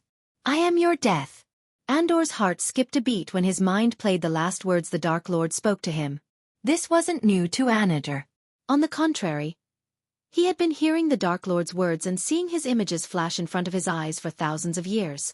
Still, every time it happened, it had the same effect on Andor. We will meet again, my dear god of darkness, Andor growled as his eyes glistened. Meanwhile, back on the demon's grave, Michael slowly turned around. To his surprise, it was one of the men who went into the portal a few moments ago. The angel was holding a crossbow made of some kind of red stone. The crossbow bolt glistened, threatening to end the life of whoever it was pointed at. Easy there, tiger, said Michael. Do you see this? The angel was not afraid of Michael. Not even a bit. The way he talked showed his courage. This is specially designed to knock out an immortal, said the angel. Because of the helmet on his head, Michael couldn't see the angel's eyes. But if he had to guess, he would say they had no fear within them. Get on your knees with your hands in the air, said the angel, only to see Michael laugh. Vidora snuck back into Michael's robes. Trust me, that bolt wouldn't save you if I wanted to kill you, said Michael while moving the spider toward the angel. It was slowly crawling on his armor. The angel had no idea. Michael was just buying time until the spider could reach an exposed area in his armor and send its venom into the angel's bloodstream. Spider was just one way of dealing with the angel. If Michael wanted, he could kill him with his dead beams in a blink of an eye. The angel was not even strong as he was just at the fusion stage. You have 3 seconds, the angel warned Michael. But you only have 2 seconds, said Michael as the angel's eyes went wide. His muscles tensed. Soon, the angel collapsed to the ground, unconscious. Done, Michael smiled. He walked toward the angel and picked up the crossbow from the ground. I'll take a look at you later, said Michael. The crossbow vanished into thin air as Michael turned his gaze back to the angel on the ground. Let's get out of here first, said Cain. Lingering around in this place was not a safe option. Michael knew that. He waved his hand as the casket slid toward him. H-Jerem, Michael growled, picking up the casket from the ground. He carried the casket on one shoulder and lifted the angel by his chest plate. Then, Michael dashed into the forest, using the lightning dash. Michael just hoped the other angels wouldn't track him down until he could get information from the angel. Flying away would have been much easier if it wasn't for the strange and powerful gravity. Eventually, Michael put several miles of distance between the digging site and him. From where he was standing, he saw nothing but ancient trees. The place was enveloped in complete darkness. After putting down the casket and the angel down, Michael stretched his arms. What are you hiding inside? Michael asked, looking at the casket on the ground. He didn't waste any more time. Instead, he grabbed the casket on its edge and pried it open with brute strength. What the fuck? Michael was stunned by the thing inside. Chapter 803, Return of an Old Enemy. When Michael opened the casket, he saw a demon skeleton lying on a black cloth. Suddenly, something lit up within the demon's empty eye sockets. It lunged at Michael at lightning speed. Thanks to his cat-like reflex, he raised his hand, bringing out the black shield to block the demon's fist. The demon's hand cracked upon hitting the black shield. Without giving any time for the demon to retaliate, Michael grabbed the demon by its neck and forced it down instead of attacking it. He then quickly shut the casket on the demon. The demon banged and growled from within. Several seconds passed as Michael noticed some runes started to radiate a pale blue light in the casket. Following the runes, the demon inside calmed down. It finally stopped banging against the casket and returned to its eternal slumber. So all those caskets have demons inside? Asked Iag from within Michael's robes. Michael did not answer. Instead, he turned his gaze toward the unconscious angel. A pale light shot out from Michael and scanned the angel on the ground. Just after the light faded away, Michael approached the angel. He picked him up by his neck and slammed him against a tree nearby. The force substituted the need for water to wake up the angel. Michael grabbed the angel's helmet and pulled it upwards, revealing the face of a golden-haired elf. The elf stared back at Michael with no emotions. One would expect the angel to be scared shitless, yet Michael saw no signs of fear in the angel's eyes. He doubted the angel was oblivious to the fact he was the Dark Lord. The entire world knew his face. Either the angel was really courageous, or he didn't know Michael's identity. There were other explanations. "You shouldn't be here," said the angel. "If I were you, I would worry about yourself," Iag said as they leaped on top of Michael's shoulder. A three-headed hydra. Finally, Vidora brought a sliver of a surprise to the elf's expressionless face. "Hey, race the deal. I am going to ask you some questions. Satisfy me with your answers, and I will let you live. Does that sound good to you?" asked Michael, only to see the elf snicker. "Humph. You are going to kill me either way. It's in your eyes. But I will answer your questions." Both Michael and Vidora were surprised by the angel's answer. "That makes my life much easier. Let's begin with who you are and whom you serve." "It doesn't matter who I am when I serve the Almighty," said the angel. His voice oozed pride and arrogance. "And who is that?" asked Michael. "Sky Hall." Michael clenched his fist as a sudden urge to snap the angel's neck emerged in his heart. But he controlled himself. Michael used to think the Guardians were the big bad guy in his life until he met Eladir. Only then did he realize the real puppeteer was none other than the Sky Hall, the most powerful clan in the entire world. Even before he was born, they slaughtered millions and eradicated the Order of Death with the help of Andreas. "Soon, my fellow angels will bring you the wrath of Holy Sky Hall and smite you to oblivion," the angel threatened Michael. Vidora saw Michael bruising into laughter. "Angels, wrath, smiting me to oblivion.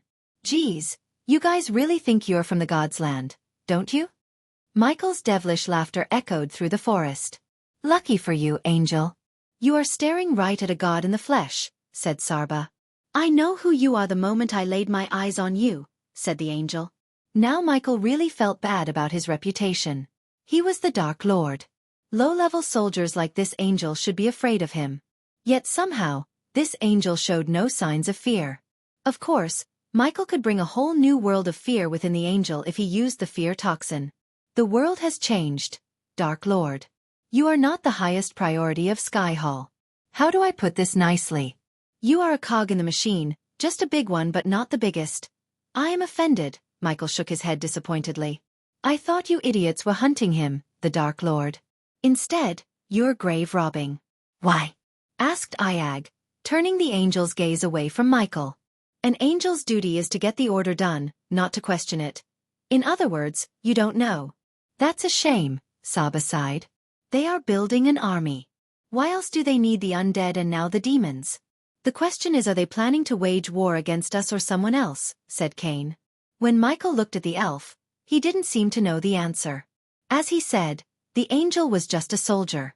Michael doubted that even if he interrogated the entire angel unit, they would know something about the harvesting of demons and the undead. "Who's giving you these orders?" asked Michael. "It would be better if I showed you," the angel smiled. Soon, Vidora heard the trees rustle around them. The dried leaves and twigs broke under heavy footsteps. Michael let go of the angel as a strange light fought off the darkness around them. As Michael expected, 5 angels came out of the dark woods and stepped into the light. A hovering ball of light lit the place, revealing the glistening runes in their armor. They all spread their metal angel's wings and took out their golden spears to end Michael's life. Even the angel Michael interrogated quickly dashed away and joined his fellow angels. Pulch! To Msaiheel's shock, an angel stabbed the elf right through his chest with the golden spear. The elf coughed up blood as the angel lifted his body into the air. "You are tainted by evil. Begone and find the pure light in the next life." The angel talked in a strange otherworldly voice that was capable of tearing a man's eardrum. The high-pitched voice even hurt Sabra's ears. Soon, the elf's body turned into nothing but millions of specks of light. These golden lights shone in the air like fireflies. Gradually they faded out of existence. Michael was stunned by this act of the angel. "I thought the angels were merciful," said Michael. He slowly walked to the center of the light while the angels surrounded him. Despite their weak soul-refining stage cultivation, they dared to raise their spears against Michael. These angels certainly have a death wish. Even the system ridiculed the angels. Michael cracked his neck. The angels thought they caught him off guard. However, Michael knew the elf had a rune engraved on him, which emitted some kind of signal to the other angels. Simply put, Michael wanted these angels to find him. Not that Michael wanted to capture these angels and interrogate but to kill them. In his eyes, they looked like sacks of experience points. But what surprised him was how courageous these angels were. Any other soul refiner would have trembled to the core in front of an immortal.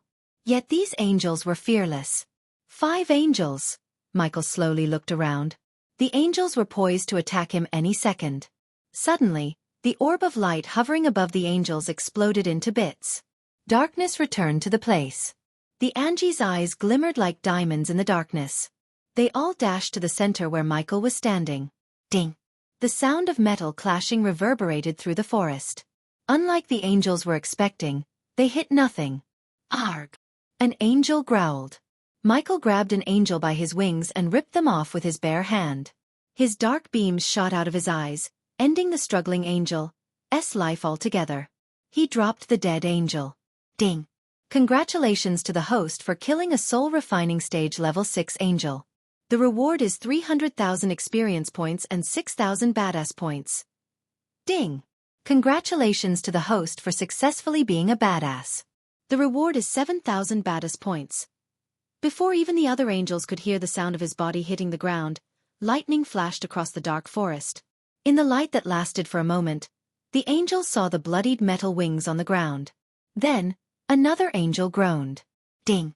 Congratulations to the host for killing a soul refining stage level 5 angel. The reward is 300,000 experience points and 6,000 badass points. Ding! Congratulations to the host for successfully being a badass. The reward is 8,000 badass points. In a blink of an eye, Michael ended the life of 2 angels. They weren't even a challenge to Michael. When the remaining 3 tried to cast a spell, their golden spears radiated eyes blinding golden light. However, their casting was abruptly stopped by a wave of dark flames that shot out of Michael's body. The ring of dark flames reduced the angels to ashes. Even their rune-engraved armors were melted like candles. The almighty angels were turned to a hot pile of ashes. The system continuously rang in his mind, awarding him with experience and badass points. At that moment, a person with cat face and black fur was watching Michael from far away from Michael's environmental scanning range. This cat was the same person who was tasked to protect Tanulia Valrin and the brother of Jacoby who tracked down and almost killed Gaia. He was stalking the Dark Lord for years and finally came to the demon's grave to seek revenge for his brother's death. Dark Lord! The cat clenched his fist. His black fur made him blend with the night perfectly. It took everything he learned to find that his brother Jacoby was killed by Ghost and Gaia. Even to this moment, there was no solid evidence to prove his theory. But his gut instincts told it was Ghost and that was all he needed. No matter what, he would either kill the Dark Lord or die trying. That was certain. From afar, he saw the Dark Lord teleport the casket to somewhere else. Afterward, the Dark Lord dashed into the forest, disappearing from his sight. The At leaped to another branch and started to follow the Dark Lord. Chapter 804. City of the Dwarves. The country of Dalgarum is an enormous country with a population mainly consisting of dwarves. Bordered between wasteland to the north, a canal to the south, tall mountains to the east, and a huge sea to the west, the country of Dalgarum mainly lived off blacksmithing and woodcrafting. Dalgarum itself was mainly covered in large hills and had a hot climate, which had led to a freely spread population. Despite the number of dwarves, most of them lived in small villages. The country's landscape was quite frightening. Withered flower fields, bleak, bare forests, and smelly, overgrown ponds were just a sliver of the harshness Dalgarum had to offer, which was why the country was unpopular among foreigners. The dwarves of Dalgarum were unwelcoming towards foreigners, especially toward the elves, and tended to welcome them with bitterness. They felt foreigners were a disease to the kingdom. At that moment, a young lady with golden hair left a black carriage and headed deeper into the forest. A long sword dangled on her back, complementing the silver armor she was wearing. "Don't take too much time," a thick bitter voice resonated from the carriage. Yeah. The woman rolled her eyes as she walked into the forest without giving a damn about the carriage or the person inside. Annoying little twat. What did I do to deserve such an asshole for a client? The woman bickered with herself. The passive and daunting forest around her had the appeal of a forgotten land, which had been lost in time. The isolated forest remained in a capsule, untouched by the destructive essence of man. The dark shadows of the voluminous trees and puzzled bushes had become the structure of the forest. All the giant trees in the forest stood proud and tall as protectors of the exigent grounds, as the impregnated bushes that had consumed the hard regions of the forest concealed the land from beneath the dynamic portals of the open sky. The woman needed some time away from her client to clear her mind. She was afraid that if she spent any more time in the carriage with him, she might draw her sword and cut his head off. Standing before a large tree, she looked left and right. Then, she punched the tree as hard as she could. The tree trembled, shedding its leaves. Her punch formed a hole in the tree. "That's quite an anger you're holding." The woman felt a chill running down her spine when she heard a devilish voice from behind. She turned around with her sword in her hand. To her surprise, a figure dressed in complete black stood before her.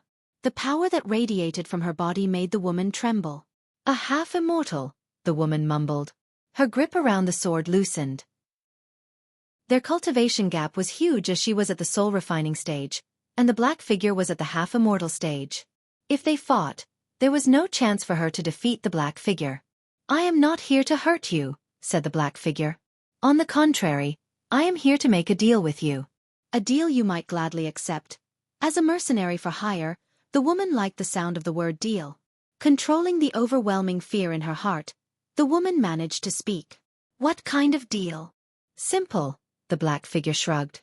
"I will give you 300,000 gold coins for you to leave and never turn back." The woman's eyes glistened with joy, but soon the glimmer faded out. She couldn't believe someone would pay 300,000 for no reason. But then the black figure tossed a space ring toward her. The woman instinctively caught the ring. "Check it out," said the black figure. When the woman sent a sliver of arch energy into the space ring, her eyes widened. She saw stacks of gold coins within the space ring. If she had to guess, she would say the stack contains 300,000 gold coins. "I am not very patient. So take the ring and leave, or I will take your life. The choice is yours." The woman's heart skipped a beat when she heard these words. "I will take the ring," the woman quickly said without taking any time. "Good. Close the deal with a handshake." The black figure slowly approached the woman. The latter did not back away in fear because if the half-immortal wanted her dead, she would be dead by now. Hence, she held her ground firmly. When the black figure arrived at arm-reaching distance from her, she reached out to shake her hand. The woman slowly shook her hand as she felt a sting in her hand. After shaking her hand, the black figure turned around and left. The woman was bewildered. However, she was able to heave a sigh of relief. With the space ring filled with 300,000 gold coins, the woman could settle down somewhere and live the rest of her life peacefully. There was no need for her to risk her life, protecting scums like her current client. The black figure then slowly removed the cloak and hood, revealing her face. It was none other than Gaia. She then flicked her wrist as a ceramic mask appeared in her hand. When she shook the woman's hand, she took a drop of blood from her hand. Gaia dropped the drop of blood onto the ceramic mask. Then, she placed the mask on her face. Soon, the ceramic mask trembled as it merged with Gaia's face, turning her into a woman who resembled the mercenary Gaia met a second ago. Gaia planned to take the woman's place from the beginning, one way or another. Now that she had changed her face, she then proceeded to look the part. Thanks to Titus and Optimus, who were in charge of acquiring items for the Order, Gaia managed to get a replica of the woman's silver armor. With a flick of her wrist, she changed the black armor. Eventually, Gaia returned to the carriage she was following behind. Inside the carriage, there was someone who could get her in touch with someone from Han Torum. To pretend to be the mercenary, Gaia needed one last thing to change, her cultivation. Thanks to Michael, she had a special rune that could mimic the energy radiation of a soul refiner. It was a pale blue rune that glistened on her palm before fading away. After everything was said and done, Gaia returned to the carriage, where she met a couple of dwarves drinking and pissing. They seemed to have no shame or care. The dwarf she was about to meet was called Valmos. According to Gaia's sources, Valmos was a weapons dealer and was on his way to Dalgarum to get his hands on the new contraption the dwarves of Han Torum had built. The dwarves snickered and spat on the ground, showing their hatred toward a human. Gaia paid no mind to the dwarves as she opened the carriage door. Inside the carriage, a beefy dwarf with hardly any neck drinking to his throat. He used his long bushy brown beard to clean his hand. When he noticed the woman, a strange smile emerged on his face. As far as Gaia trailed the dwarf, she could tell the dwarf had no interest in women as he had in gold coins. Simply put, the dwarf loved gold coins more than anything. He was even fueling several wars so he could trade weapons with them and get rich. There you are. Took your sweet little time, eh? I am not paying you to protect the tree's love, said the dwarf. Spit and ale splat out of his mouth as he talked. If I am protecting something else and not you, you would have been dead by now, Gaia rolled her eyes. Since she was following the carriage and the woman for 5 days, she knew how the woman would have responded to the dwarf's comment. Ha ha ha ha ha, the dwarf burst into laughter after hearing her answer. Then, he wiped off his mouth with a cloth and gestured at Gaia to climb inside the carriage. Move your asses. It's time to resume our journey toward Embercrest. The dwarf raised his voice as Gaia sat beside the dwarf. The carriage slowly moved. Gaia took out the silver sword resembling the woman's and sharpened it in the carriage. Looking at the shiny blade, the dwarf kept his distance from Gaia. Their journey was uneventful as no one targeted the dwarf. Eventually, they arrived at the city of Embercrest. The city of Embercrest was built at the base of a mighty mountain and was truly a true modern curiosity. Its appearance was matched by the backdrop of majestic mountains, which have helped shape the city into what it is today. The riches these mountains and the mines in these mountains brought were of great importance. Still, they were also influential when it came to architectural designs, as the vast majority of buildings had been built alongside the mountains and often incorporated many different ores from the mines. The skyline was packed with unique buildings, and a lot of them seemed to have evolved throughout the ages. Daily life wasn't too stressful in Embercrest despite the lack of powerful cultivators. The dwarves substituted the cultivators with contraptions and engineering marvels. As Gaia looked through the window, she noticed the dwarves carrying rocks in a bag on their backs. These dwarves were heading for the city from one of the mines. Since the pavement was paved with stones, their ride was smooth and bumpless. Stone walls surrounded the entire city. In the distance, she saw some giant gears rotating under the waterfall. She read and heard that the dwarves produce lightning energy to power up the city instead of runes and orbs like the rest of the world. Something told her these gears, and the waterfall played a big part in the power generation. I love the smell of Embercrest. Home sweet home, the dwarf laughed. The further they traveled, the more dwarves Gaia saw on the street. Finally, they reached the city gates. To her surprise, she saw a carriage with the symbol of Guardian Guild engraved and went past them into the city. Chapter 805. Thieving Dwarves and a Weapons Dealer. Valmas, the weapon-dealing dwarf, had 5 bodyguards. 3 dwarves and 2 humans. All of them were at the soul refining stage. In dwarven nations, soul refining stage warriors were like gods. The strongest dwarven warrior in all dwarven kingdoms was at soul refining stage level 5, and he served under Drogon, the dwarf king. Furthermore, Valmas had a secret hideout that even his bodyguards had no idea of. He would use a teleportation scroll to get in and out. Hence, why he survived for so long despite being one of the most wanted dwarfs and a weapons dealer. The streets of Embercrest were bustling with dwarves, with the air smelling like freshly brewed ale and piss. Everywhere Gaia turned, she saw the dwarves in clusters, drinking and laughing like it's none of anyone's business. Contrary to the elves, the dwarves seemed simple and honest. The dwarves were hot-headed and honest folks compared to the elves, who were always scheming and using curses for hunting down their enemies. But that didn't mean all the elves were bad and all the dwarves were good. Both sides had bad apples, really bad apples. As Gaia was following behind Valmas while keeping him close like a good bodyguard should, she noticed a couple of people following them. Even in the crowd, Gaia was skilled enough to spot her followers. Did I say how much I love the smell of the air? It feels like home. Now, who should I kill to get some freshly brewed Embercrest ale? Valmas joined the dwarves in laughing out loud. Hold your horses, Valmas. We've been followed. Gaia's words immediately stopped Valmas' laughter. She felt good ruining his jolly mood. The 3 dwarven bodyguards looked dumb while the other human man with rune-engraved bow and arrows looked vigilantly around him. Don't look back, Gaia warned the others. Are they stronger than you dimwits? Asked Valmas. It'd be better if we find your rooms soon, said Gaia. It's just around the corner. The place is called the Drunken Whore. Fucking hell, Gaia rolled her eyes as they turned around the corner to see a dazzling place totally opposite to its name. The place glistened with neon light and toe-tapping music. Although it was daytime, the dark rainy clouds gave enough darkness for the neon lights to really shimmer. Countless dwarves stood in neat lines to get inside with their dates. In between the two lines was a red carpet, and a few people received the VIP treatment by entering the drunken whore without waiting. Simply put, this place was the fantasy version of nightclubs. Apparently, Valmos seemed to have the VIP card. He flicked his wrist as a golden plate appeared in his hand. But he stopped before getting closer to the place. "Where are you coming, darling?" Valmos turned around and asked Gaia. "Inside." She tilted her head. "Nope. You are going to deal with those assholes who've been following us, or do you say?" "I want their heads." Valmos' eyes glistened with killing intent. "What are you waiting for?" "I am paying you to do what I say, not to gawk like a dumb chicken." Gaia wanted to strangle the dwarf, but she managed to control her inner rage. "The rest of you follow me inside." Valmos gestured as the others followed him behind before throwing a "you-deserve-it" look at Gaia. "Azazel, I am moving away from the dwarf.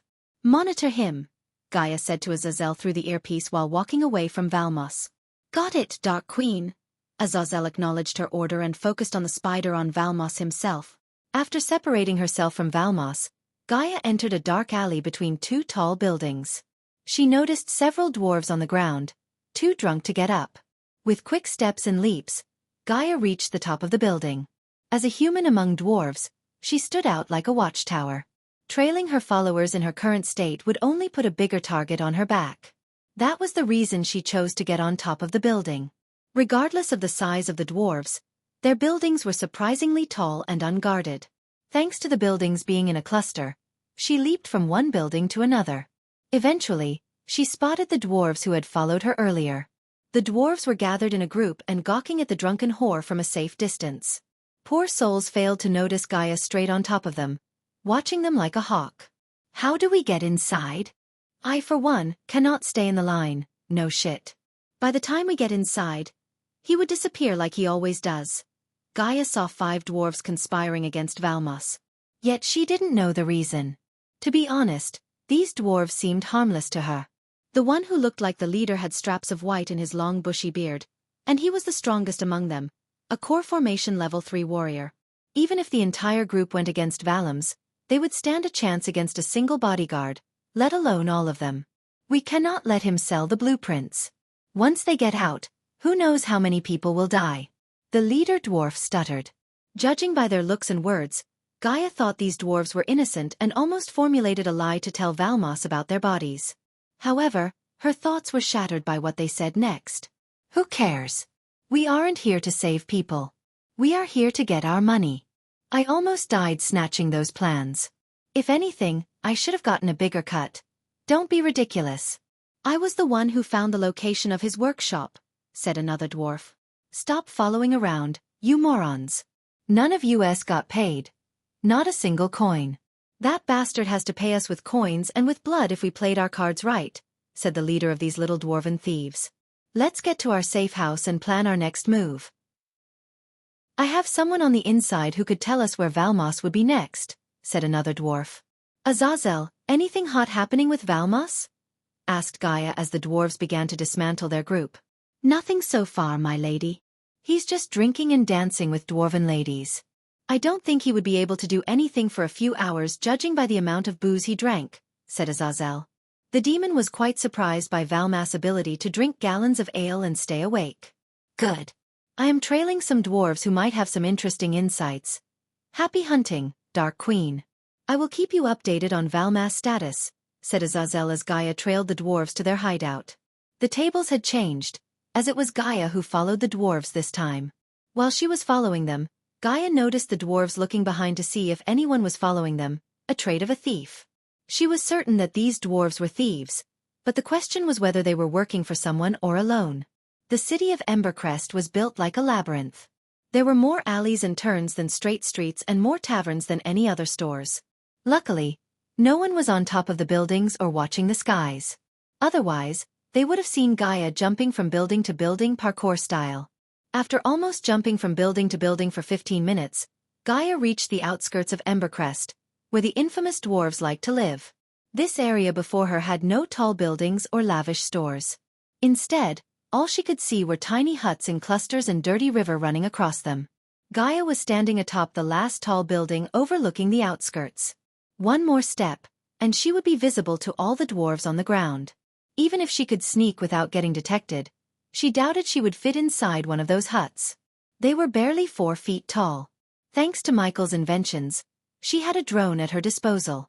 With a flick of her wrist, she took out a drone the size of her palm.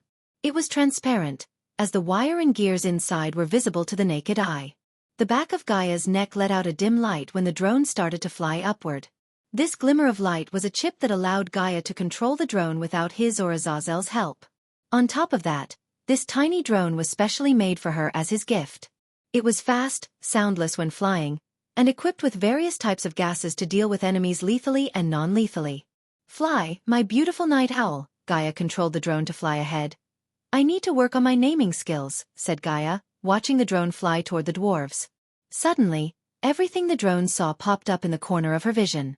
"This is how he feels, huh?" Gaia thought about Michael controlling several drones at the same time. The drone swooped into the hut through a fist-sized hole. The dwarves were too busy searching for mugs and booze. A sane person wouldn't live in the hut for a minute. It looked shabby, dirty, and housed countless cockroaches. Yet, the dwarves didn't seem to mind their house guests. Instead, they filled their mugs and took them to the only piece of furniture that looked relatively new, a table. The dwarves sat around the table to discuss their future plans. They had no idea a drone was hovering above them, listening and watching them. Before they uttered a word, each took a large gulp of ale and didn't bother to wipe their mouths. "When will we receive intel from your source?" a dwarf asked. "He can't fly here, moron. He has a pet owl that would bring the intel to us. We just have to wait," said the leader. "Let me guess. Your source is a human. A damned elf would use magic mumbo-jumbo. Any decent dwarf would use a crawler. But only a human would do something so stupid," the dwarves laughed. "Don't be too hard on my contact. Without him, we aren't getting near Valmos." It didn't take a genius to figure out the dwarf's inside contact, because the only human Valmos had around him was her and another bodyguard. But Gaia could care less about him. The only thing she needed from the dwarves was what they sold to Valmos. Chapter 806. Death Kiss Crossbow's Eye. After waiting an entire hour for the dwarf's contact to arrive, Gaia lost her patience. Azazel had already warned her that Valmos was cleaning himself for some reason. "Time to deal with the dwarves," Gaia sighed as she stood up from the floor. With a single leap, she shot into the air and dived down like a breezing wind. No dwarves were able to see her until she broke through the roof. The dwarves were completely caught off guard. They squealed and jumped back like scared cats. "WH the fuck are you? You are trespass dash." The dwarves' words choked as they sensed her cultivation.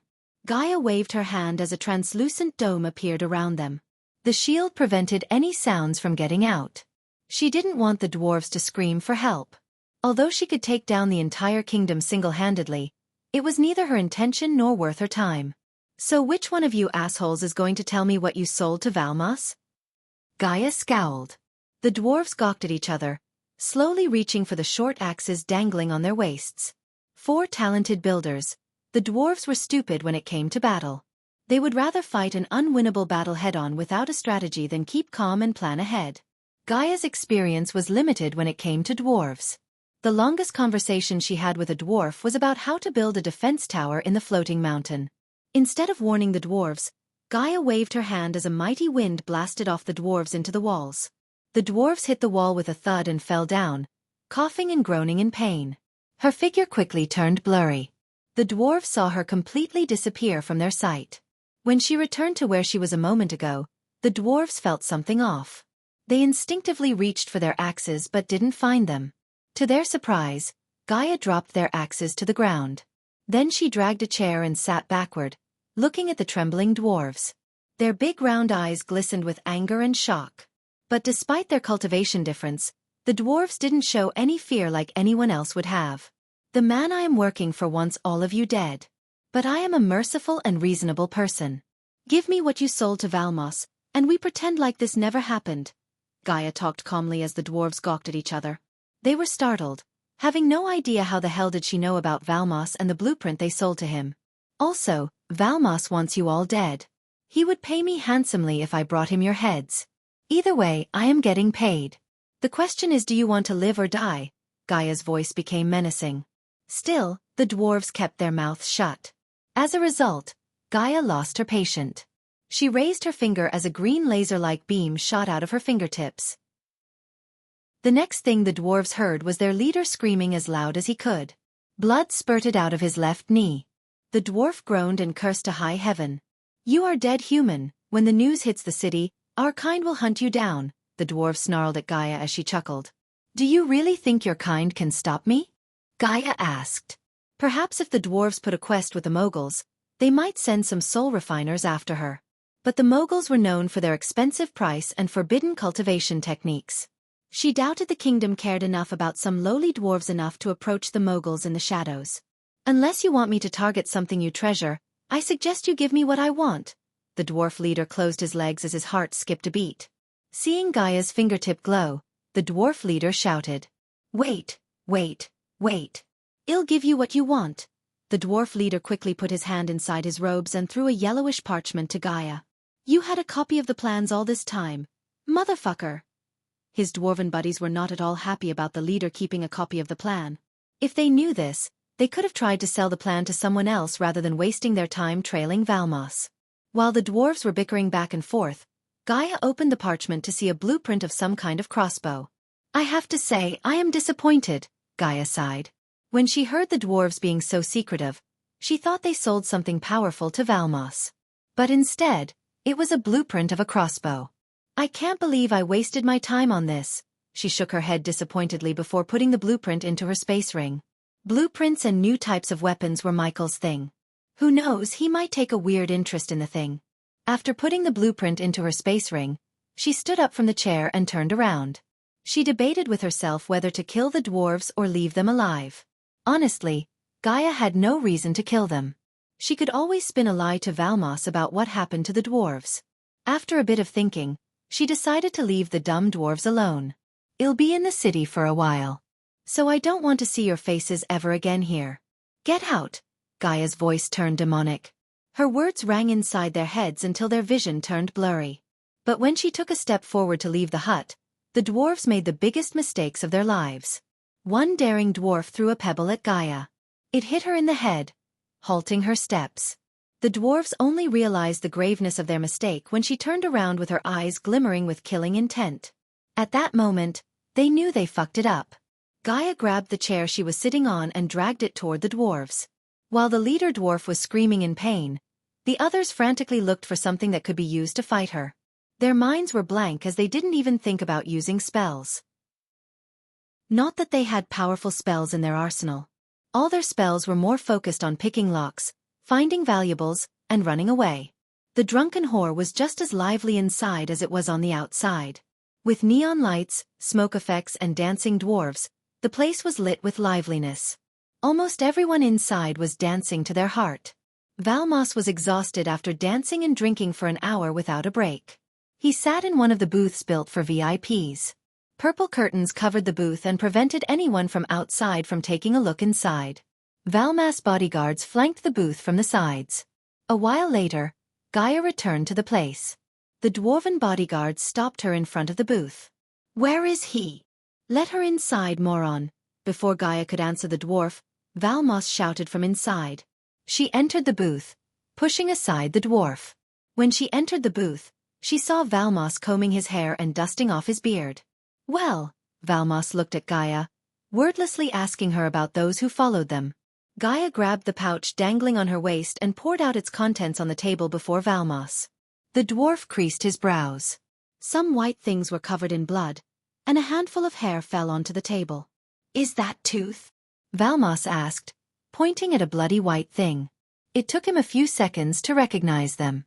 He was no stranger to blood and gory, but even he felt a bit freaked out seeing Gaia pouring down teeth, hair, and pieces of flesh onto the table. Moreover, Valmos could see her bloody fist and blood drops on her face. "You asked me to bring their heads, but this is all I could find in their bodies after I was done with them." Gaia cracked her fists. After the dwarf hit her with the pebble, Gaia showed them hell on earth. She broke every bone in their bodies and almost killed them. When she was done with them, the dwarves wished for death. They became an outlet for her inner fury. Luckily for the dwarves, she didn't wish to kill them. Otherwise, She wouldn't have given them healing potions and thrown them out of the city herself. Since she was a pretty convincing liar, Valmos believed her without a doubt. Plus, he had more urgent things to worry about than some stupid dwarves. "You seem tense," said Gaia as Valmos sighed. "That obvious, huh? I have an important meeting coming up. This deal can change my life forever." The dwarf put down the wooden comb beside all the teeth and hairballs. He then took out a small piece of paper and handed it down to Gaia. "I need you to go down there and make sure it's not a trap." "Better to be safe than sorry," said Valmos. Gaia took a look at the piece of paper to see the name of an abandoned warehouse not very far from the drunken whore. This place was located in a relatively unpopulated area with plenty of escape routes if things went south. Whoever chose this place knew their stuff. "Will do." Gaia turned around and left the booth without saying anything about the mole and the bodyguards. There was a possibility that Valmos would call off the deal if he felt cold feet after hearing about the mole. Valmas' schedule must go uninterrupted for her to get closer to the new weapons built by Han Torum. He was their only lead to get those weapons. The human bodyguard looked tense as he should be. But Gaia didn't do or say anything that could tip him off. After leaving the drunken whore, Gaia headed straight to the meeting spot. Valmos wanted her to make sure it wasn't a trap, and she wanted to equip the place with enough spiders to record their secret deal. Since the streets were filled with dwarves, she could see to the end of the streets. To her surprise, she noticed the carriage with the Guardian Guild crest parked on an alley near a tavern. Coincidentally, the tavern was called the Mountain Guardian. She would have been more surprised if she knew who was staying inside. Noah Winston. Chapter 807. Death Kiss Crossbow's eye black ominous clouds blanketed the naked sky, with rackety thunder rumbles in the distance. Deafening gusts of wind swept across the grassy plains. The dense mossy foliage writhed in the murky darkness. The cold wind lashed the oak trees, making them wave left and right. Thunder roared more intensely, and one could feel the storm ready to pour at any moment. The place Valmos asked Gaia to check out was an abandoned warehouse used to store steel beams. After navigating through the labyrinth of streets, Gaia could see the building as well as the smashed windows, splintered wooden doors, and a sea of wilting moths all over the walls. The building towered like a dormant volcano amidst the wilderness, surrounded by an aura of misty malevolence. As she walked closer to the warehouse, she noticed more and more cracks in the wall. It was a miracle this place was still standing. Again, the buildings built by the dwarves were known for their resilience. Even natural disasters had a hard time destroying the dwarven buildings. The meeting was not till midnight. Hence, no one was around the place, which gave Gaia enough time to prepare and rig the place with spiders. The rusty, iron gate creaked loudly as she pushed it open. Rotten planks and rusted steel beams lay on the ground like withering corpses, shrouded by layers of soot and mud. Meanwhile, the sky split open as the heavy downpour throbbed against the thatched roof. The echoing sound of water dripping cut through the eerie silence. Gaia covered her head with a hood. The several holes in the roof let the rain droplets find their way into the building. A fallen wooden beam used for the ceiling hung from the roof, swaying in the wind like a pendulum. The wooden floor snapped and creaked every step of the way. Gaia noticed an open space in the middle of the warehouse, surrounded by various machines. All of them were rusted and on the verge of crumbling down. Dried leaves and spiderwebs decorated these once great machines. With a flick of her wrist, Gaia let out a bunch of spiders. They crawled into every corner of the building. She looked around the warehouse for a few minutes to see if anyone was hiding to ambush Valmos. Her senses and eyes found no one in the building. Only then did Gaia exit the building. The rain was picking up its ferocity. She barely saw the buildings in the distance through the heavy rain. Since she had to report back to Valmos, she flew straight back to the drunken whore. By the time she reached the place, Valmas' carriage was waiting for her. Gaia had a shield around her that prevented her from getting drenched in the rain. She climbed into the carriage. "There you are. Any hiccups?" asked Valmos. "No. The place is clean, as far as I can tell. Just keep the teleportation scroll close to your chest in case things go south. I pay you to keep things from going south. What good are you if I have to use a precious teleportation scroll every time there is trouble?" Valmos growled. "You pay me to keep you alive. By the look of it, I am doing a good job. Besides, you can't bitch about trouble when you are one of the most wanted weapons dealers in the continent." Valmos couldn't argue with that logic. After some bickering, The carriage headed toward the abandoned warehouse. The clattering sound of rain hitting the carriage roof kept them company. Thanks to the paved roads, the ride was quite comfortable and less bumpy. Eventually, the party arrived at the warehouse, and this time, there was another carriage waiting in front of the building. "They are here," Valmos mumbled after stepping out of the carriage. Gaia saw no crest or words on the carriage that could be used to identify the party inside. Instead, the carriage was painted with pure red and no words. She walked beside Valmos along with the other bodyguards. As she got closer to the warehouse, she sensed more and more powerful beings inside. They were too powerful to be dwarves. Gaia quickly willed her mind to show the feed coming from the silent drone inside the warehouse. To her surprise, she saw a group of orcs waiting for them inside. Not in a million years, she expected the orcs to come to a weapons deal. Despite their grotesque, terrifying looks, the orcs were a peace-loving race. So Gaia wondered what made the orcs meet Valmos of all people. The door creaked open as the dwarves pushed the steel door. There were wooden crates stacked upon each other beside the orcs. These orcs looked different from those she had met in her life. The orcs tend to keep their bodies void of any inks or tattoos. On the contrary, the orcs in the warehouse filled their bodies with paints and weird designs. In addition, they had piercings on their noses, ears, and even their nipples. They also looked beefier and bulkier than typical orcs. If their looks weren't surprising enough, they were all at the peak of the soul-refining stage except the orc, who had painted his entire body red. Gaia noticed a strange fear on Valmos' face. Although she didn't know Valmos for long, she knew he wasn't the type to get scared quite easily. He couldn't afford to be soft-hearted in his line of business. "Took you long enough," the red orc growled. He literally puffed out smoke from his nostrils like a dragon. It was quite strange and terrifying. Gaia hoped these weird orcs wouldn't find out her true cultivation level. Not that she was afraid of them, but she didn't want the deal to go sideways until she learned more about the weapons built by Han Torum. "My dear friends, I hope you had a pleasant journey to Embercrest," Valmos laughed with open arms. "Stop with the pleasantries, dwarf. Show me the weapons." The orc did not beat around the bush. He cut short Valmos' pleasantries and growled. "Straight to business, eh? I like it." Valmos shrugged off the orc's comment and gestured at them to follow him. The orcs followed Valmos to the wooden crates. When Valmos touched the crate, several runes and chakras glimmered on their surface. For a dwarf who hated elves to the core, he was using elven runes to protect the wooden crates. It didn't surprise Gaia. To a criminal like Valmos, his products and coins were more important than their race's beef with the elves. The wooden crate on top click opened, revealing a bunch of handheld crossbows on top of the hay. These crossbows looked precisely the same as the crossbow Gaia saw on the blueprint. Now she was curious about these tiny crossbows. Judging by the look of them, she couldn't help wondering what they were capable of. "As promised, I present you the Death Kiss crossbows. You can change the name however you want after buying them," said Valmos. 10,000 apiece. I have a total of hundreds of them made for you.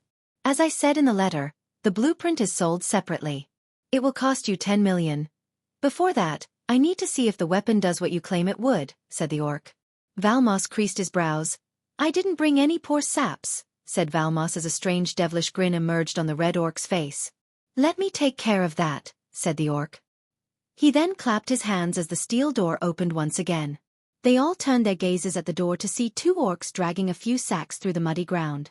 The sacks moved and groaned. Each sack contained something alive, squirming inside. For some reason, Gaia had a bad feeling. The orcs picked up the sacks one by one and tossed them a few meters away from Valmos and the orcs. One of the orcs who stood behind the red orc went to the sacks and untied the top. What jumped out of the sacks was none other than the dwarves Gaia almost beaten to death. These stupid dwarves managed to get caught by the orcs. She explicitly made it clear to go through the forest and escape the kingdom. Valmos frowned, looking at the 5 dwarves. "They claim they stole the blueprint that you used to build these crossbows. Let's just say I believe them," said the orc. "What do you have to say for yourself, dwarf?" the red orc asked with his eyes glimmering with murderous glee. "They speak the truth, they stole the plans for me. I am a weapons dealer, not a weapons builder. They don't have the blueprint anymore. I possess the blueprint now," Valum said, throwing his hands in the air.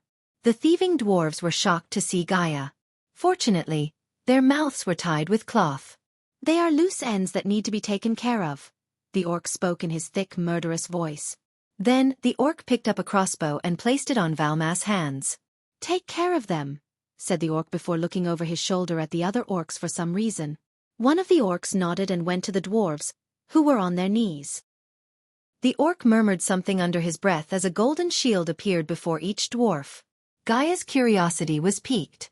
She didn't worry about the dwarves exposing her identity because if things went south, she could always kill them all. But fortunately, Valmas had no idea the dwarves who followed them and the dwarves before him were the same. Otherwise, he would have been pissed at her for lying to him. Whoa, Valmas threw a fit. I don't get my hands dirty. That's why I have these morons. Valmas' gaze swept across the bodyguards. Let one of my underlings pull the trigger, said Valmas. I don't see any problem with that, said the orc. The thieving dwarves groaned, but no words escaped their mouths. Here. Valmas handed over the crossbow to Gaia. Then he looked at the orc as he nodded. Only then did Valmas take out a steel ball the size of a grape and give it to Gaia. Put that in here. Valmas pointed at the hole on top of the crossbow. When she brought the steel ball close to the hole, an invisible force pulled the steel ball inside. Kill them all, said Valmas as the thieving dwarves groaned louder. The fear for their lives flashed across their eyes. Gaia raised the crossbow, aiming at the dwarves. The crossbow was surprisingly lighter in weight, and she really wanted to know what it could do. Come on, pull the trigger, Valmas urged Gaia. Chapter 808. Invitation to Han Torum Auction. Death Kiss crossbow was a masterfully crafted crossbow with a rare sample of willow. Its string was made from deluxe wolf sinew. The wolf sinew was a fairly rare material around these parts of the world. The crossbow's limbs had been decorated with ebony details and ended in long points ornamented with delicate decorations. The stock was wrapped in dark leather and decorated with sigil decorations. In the hands of a master archer such as Gaia herself, this crossbow was capable of firing arrows up to 200 meters while still retaining lethal power. The appearance of the crossbow suggested master craftsmanship. Whoever built the crossbow had to be at least a 4-star blacksmith. Gay held the crossbow firmly in her hand as her index finger brushed the trigger. With a single pull of the trigger, Gaia could find out why the orcs were so interested in this crossbow. But pulling the trigger meant death for those stupid yet poor dwarves. She herself was curious to see what the crossbow was capable of. The dwarves cried, but no words escaped their mouths. They knew they were staring death in the face. At that moment, they regretted coming out of the forest to steal from Valmas. Greed for gold coins blinded them. As a result, they were about to lose their lives. In her defense, Gaia did warn the dwarves of the danger and gave them a chance to escape. Still, the dwarves managed to get caught. That wasn't her fault. Even if she didn't want to kill the dwarves, sparing them would ruin her disguise and make enemies out of these strange orcs. Despite the orcs' spooky looks, Gaia didn't intend to make enemies out of them. Instead, she wanted to learn more to see if she could recruit them into their army. Furthermore, sparing the dwarves might ruin her chance to learn more about the weapons built by Han Torum, which she couldn't allow to happen. Therefore, the dwarves had to die. Finally, Gaia pulled the trigger as the steel ball shot out of the crossbow and exploded midway into countless pellets. The crossbow surprisingly didn't have any recoil. Gaia didn't even feel like she fired a powerful steel ball until she saw the leader dwarf's head explode into a red mist. The blood splattered on the other dwarves as the air reeked of blood. The leader dwarf's headless body hit the ground with a sickening thud. Blood oozed out of his messed-up neck. Headshot! Valmas shouted excitedly. Everyone was surprised, but what surprised Gaia was how the pellets completely ignored the energy shield. Did you see that? A headshot could kill a core formation warrior despite any defense shields, as I said, Valmas explained, grinning from ear to ear. But not everyone is as good as my sexy bodyguard here, Valmas threw a sly grin at Gaia. He wasn't moving, the red orc growled. He wasn't as impressed as Valmas. The red orc was not wrong. Anyone with a little bit of skill could hit a stationary target from a 5-meter distance. Even a blind man had the chance for a headshot in that short distance. Hey, race another ball. Valmas threw another steel ball and gestured at Gaia to reload the crossbow. The orc threw a dubious look at the dwarf as he tapped the wooden crate. One crate contains all the ammunition you asked for. After reloading the crossbow, Gaia pointed it at another dwarf and pulled the trigger. She had already killed one, so it wasn't a big deal for her to end the others. One by one, the dwarves lost their heads. Blood sprayed out from their neck as the orcs looked satisfied. Eventually, the golden shield before the dwarves faded away. The crossbow hooked up Gaia. She didn't use a bit of energy, yet she killed 4 body strengthening stages and 1 core formation warrior despite the energy shield. Now she realized why the orcs were interested in the crossbows. Although Gaia didn't believe these crossbows could do anything to anyone above core strengthening stage warriors, these crossbows could change the tide of war since most wars were fought by soldiers who were mainly at body strengthening stage. When 2 powerful cultivators fought, the Guardian Guild would interfere to broker peace or one of the Great 8 clans. On the contrary, when 2 kingdoms went into war and thousands of soldiers fought, the Guardian Guild ensured the battle was fought in a controlled environment. For instance, when the Duke of Flamefair waged war against Pentown and Icefair, the Guardian Guild did nothing. Gaia had already decided to bring the blueprint to Michael and mass-produce these crossbows. Knowing Michael and his talent for building powerful stuff, Gaia was confident he would make changes to the crossbow and build something extraordinary from the blueprint. After she killed all the dwarves, the red orc threw a silver ring at Valmos. The dwarf licked his lips, looking into the space ring. Wonderful! The dwarf clapped his hands together. He then took out a parchment worn out by the time and handed it over to the orc. The red orc opened the parchment, took a look at it, and nodded at Valmos. Pleasure doing business with you. Now what about the thing I asked? Valmos kneaded his hands as though he was waiting for something from the orcs. The orc put his hand into the belt around his waist and pulled out a golden card with some letters embossed on it. This will get you inside. Remember, this is the invitation, and whoever holds it gets the right to participate in the auction, said the orc. Gaia glanced over Valmas' shoulder at the golden card. Although the words embossed on the card were nearly unreadable, she was able to make out the words Han Torum. Connecting the dots, Gaia realized she was one step closer to getting the weapons built by Han Torum.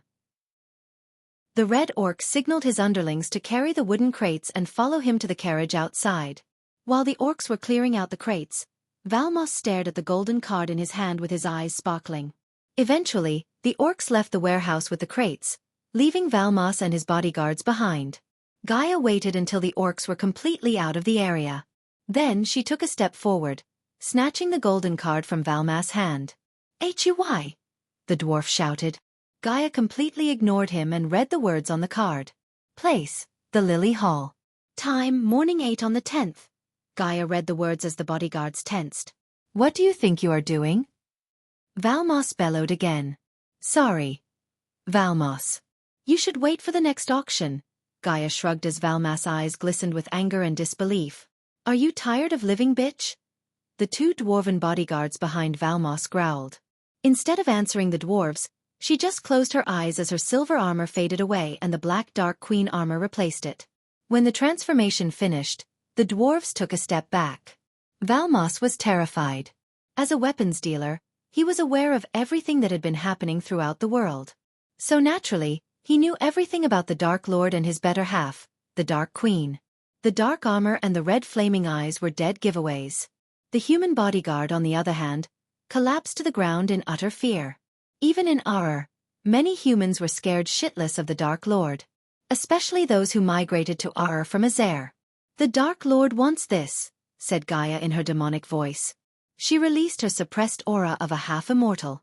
As soon as they felt the overwhelming power, they trembled before her. Valmos was speechless.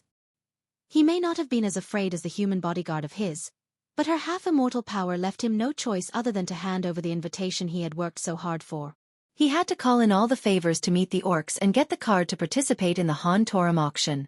Every fiber in his dwarven body told him to unsheath his battle axe and chop her head off. However, he was not stupid enough to do so. Can I come with you as your +1? Valmos tried to negotiate with the Dark Queen. He couldn't let go of the golden opportunity to participate in the auction. You could. Gaia rubbed her chin as a smile merged on Valmas' face. But the next words that came out of her mouth froze his smile. But you would be dead by then, said Gaia. She was nonchalant. Before they could react, a thick green smoke enveloped them. Immediately, the dwarves and the human bodyguard began to cough. Blood dribbled from every hole in their bodies. Their eyes widened as they turned jade. Soon, their bodies began to melt down like wax statues in heat. One less weapons dealer for the world, Gaia snickered. No one would shed a single tear for Valmos. Instead, the world would be a better place without him. From this point onward, there wouldn't be anyone to sell weapons to both sides and kindle wars between kingdoms. After killing them, Gaia put the invitation into her space ring. Azazel, it's done, said Gaia to Azazel through the earpiece. The Han Torum is going to sell their weapons in an auction. I think Noah or one of his underlings will participate and bid for the weapons. You may want to return to the castle and pick a dress for the occasion, my lady, said Azazel. Usually, Gaia hated wasting precious gold coins on expensive dresses like the other noble women. But this auction was something special. If Noah or the Guardians were attending the auction, she needed to be there. For some reason, she doubted she could steal or destroy the weapons built by one of the Great 8 clans. She must attend the auction and see who buys the weapons.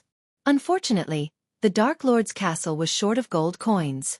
Therefore, Gaia planned to steal the weapons or destroy them from whoever buys them in the auction tomorrow. Meanwhile, inside the demon's grave, Michael was sitting before a campfire with Vidora by his side. The demon's grave darkened as he heard countless creepy noises in the distance. After roaming around the place for 2 days, he had grown used to the sounds. Get some sleep. I have a feeling tomorrow is going to be a long day, said Michael. Chapter 809 Armored Salamandipede. After resting at the fire for a few hours with Vidora, Michael resumed his journey through the demon's grave. Instead of buying the map of the demon's grave, Michael wandered aimlessly. Eventually, he came across a meadow once that looked as if it was stripped out from the pages of a storybook. The grass was Eden green and thigh-high to a thrush. There was a volcanic mountain in the distance that had peaks that looked as cruel as a hag's teeth. The mountain looked off in some mysterious way. Yet again, everything in the demon's grave looked eerie, especially when a thin veil of mist was covering them. Compared to the swamps and the dark forest Michael came through, the meadows were a paradise. Except for the white mist covering the meadows, everything else looked peaceful.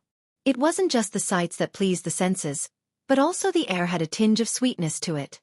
The pitch-black sky above the meadow added an extra charm to the place, and the only light source Michael had was the fuming volcanic mountain in the distance. The lava oozing out of the mountain dimly lit the meadows with its hue of orange. Michael walked through the meadows, gently brushing the grass and flowers with his hands. It was a feast for the eyes. The meadow stretched as far as the eye could see, with no monsters in the near vicinity. Vidora flew out from his shoulder and chased what seemed to be fireflies in a dance of life and death. Almost 15 minutes later, Michael noticed a neon blue ribbon of river running through the meadow. The song of the river was very gentle as it went plinking and tinkling over the gravel bed. Michael halted his steps for a moment and bent down to wash his face with the clear river water. He immediately felt refreshed by the cold water. As he was washing his face, a cold breeze brushed past him. The grass waving with the wind, coupled with the river, sounded like music to Michael's ears. Since Saba had enhanced senses, he could smell the sweetness of cherry blossoms and the soft caramel scent of flowers in the air. It was so soothing that he wanted to lie down against a mossy rock and drift into a deep sleep. The humidity rendered into dewdrops on the grass. For a few minutes, the sky drizzled. But the clouds soon passed, leaving the grass and earth to steam gently like druid smoke. Michael thoroughly washed his face, head, and the back of his neck.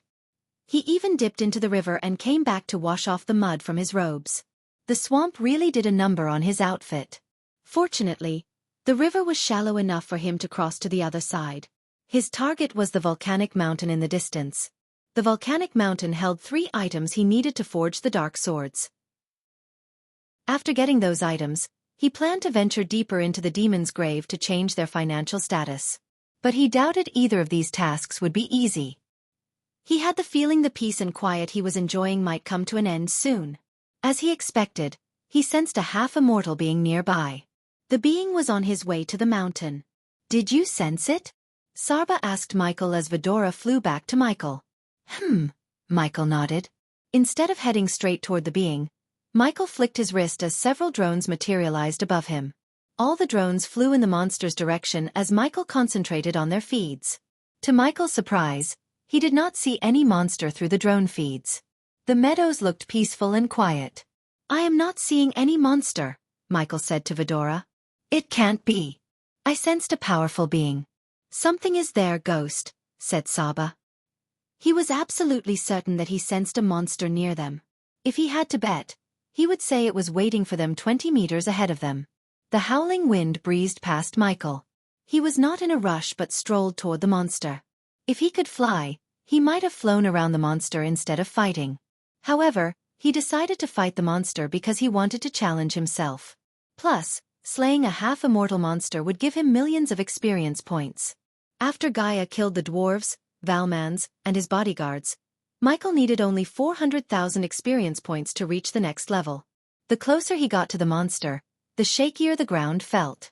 Michael halted his steps and looked at the meadows before him. At first look, the meadows looked no different than the rest. But when Michael looked closer, he noticed an unevenness on the ground, as though something was hiding beneath the meadows. Michael raised his hand as a pebble flew straight into his hand. He then threw the pebble at the ground, where he suspected the monster resting. Thud! The pebble hit the ground with a thud, yet nothing happened. Michael threw another pebble, hoping to rile up the monster. He had a feeling the monster was waiting to ambush him. Poor bastard didn't have any idea that Michael had already sensed it. When Michael threw the third pebble, he heard a muffled roar. Brown dust storm emerged from the ground as Michael heard something heavily exhaling. Soon, the ground beneath him trembled. Michael took a step back. The monster hiding beneath slowly emerged from the ground, revealing his full body. It was a long reptilian monster that looked like a hybrid of a salamander and a centipede. The monster crawled out of the hole with its hundreds of tiny golden legs, sticking his long tongue out. Silver scales covered his body from top to bottom. The gigantic monster was at least 50 feet in length. It hissed at Michael, staring at him with its tiny blue eyes. Suddenly, the monster dived down, digging into the ground. Michael immediately activated his X-ray eyes to locate the creature in the ground. The monster dug its way out of the place where Michael was a second ago before jumping away. The area suddenly grew darker as Michael cast the death range. Moreover, the cloud of darkness shrouded Michael's body, completing his Dark Lord form. The dark beams shot out of his eyes. To his surprise, the dark beams bounced off the shiny scales covering the monster. The dark beams didn't even put a dent in the monster's body. Someone else would have been shocked and felt discouraged, but Michael felt excited. As a blacksmith, he could do wonders with scales as strong as these. Since gravity restricted him from flying, Michael couldn't use aerial attacks. Hence, he cast the lightning dash to move around the monster. The monster's scales let out a dim jade light as it fired a blob of boiling hot poison toward Michael. He was lucky enough to dash away, but when the poison hit the ground, everything around it for a 1-meter radius turned into nothing but ash. The ground sizzled like hot oil. Meanwhile, the monster kept firing blobs of poison repeatedly. Despite its gigantic size, the monster was extremely agile and quick. If the poison was not enough to burn the meadows, Michael cast the ring of fire and fired waves of dark flames at the monster. The dark flames burnt everything to ashes on their way. Although the dark beams bounced off the monster's scales, the dark flames managed to burn the monster. It roared in pain. But it didn't suffer much damage as Michael wanted it to. Ignitia, Michael cast the spell as black lightning bolts shot out of his fingertips. The air was electrified with his lightning bolts. Vidora heard the crackling lightning bolts and the creature's roar and flew away from Michael and the monster. When a half-immortal and an immortal were fighting, it was not a good idea to be in their way. Sabra saw the energy around them going haywire. As a result, dark clouds appeared out of nowhere above them, threatening them with a heavy downpour. Thunderclaps echoed through the demon's grave. The monster kept disappearing into the ground and jumping out to catch Michael off guard. Michael fought the monster with lightning bolts and dark flames. Suddenly, the monster sprayed poisonous liquid from its mouth. The poison immediately enveloped them, hindering Michael's sight.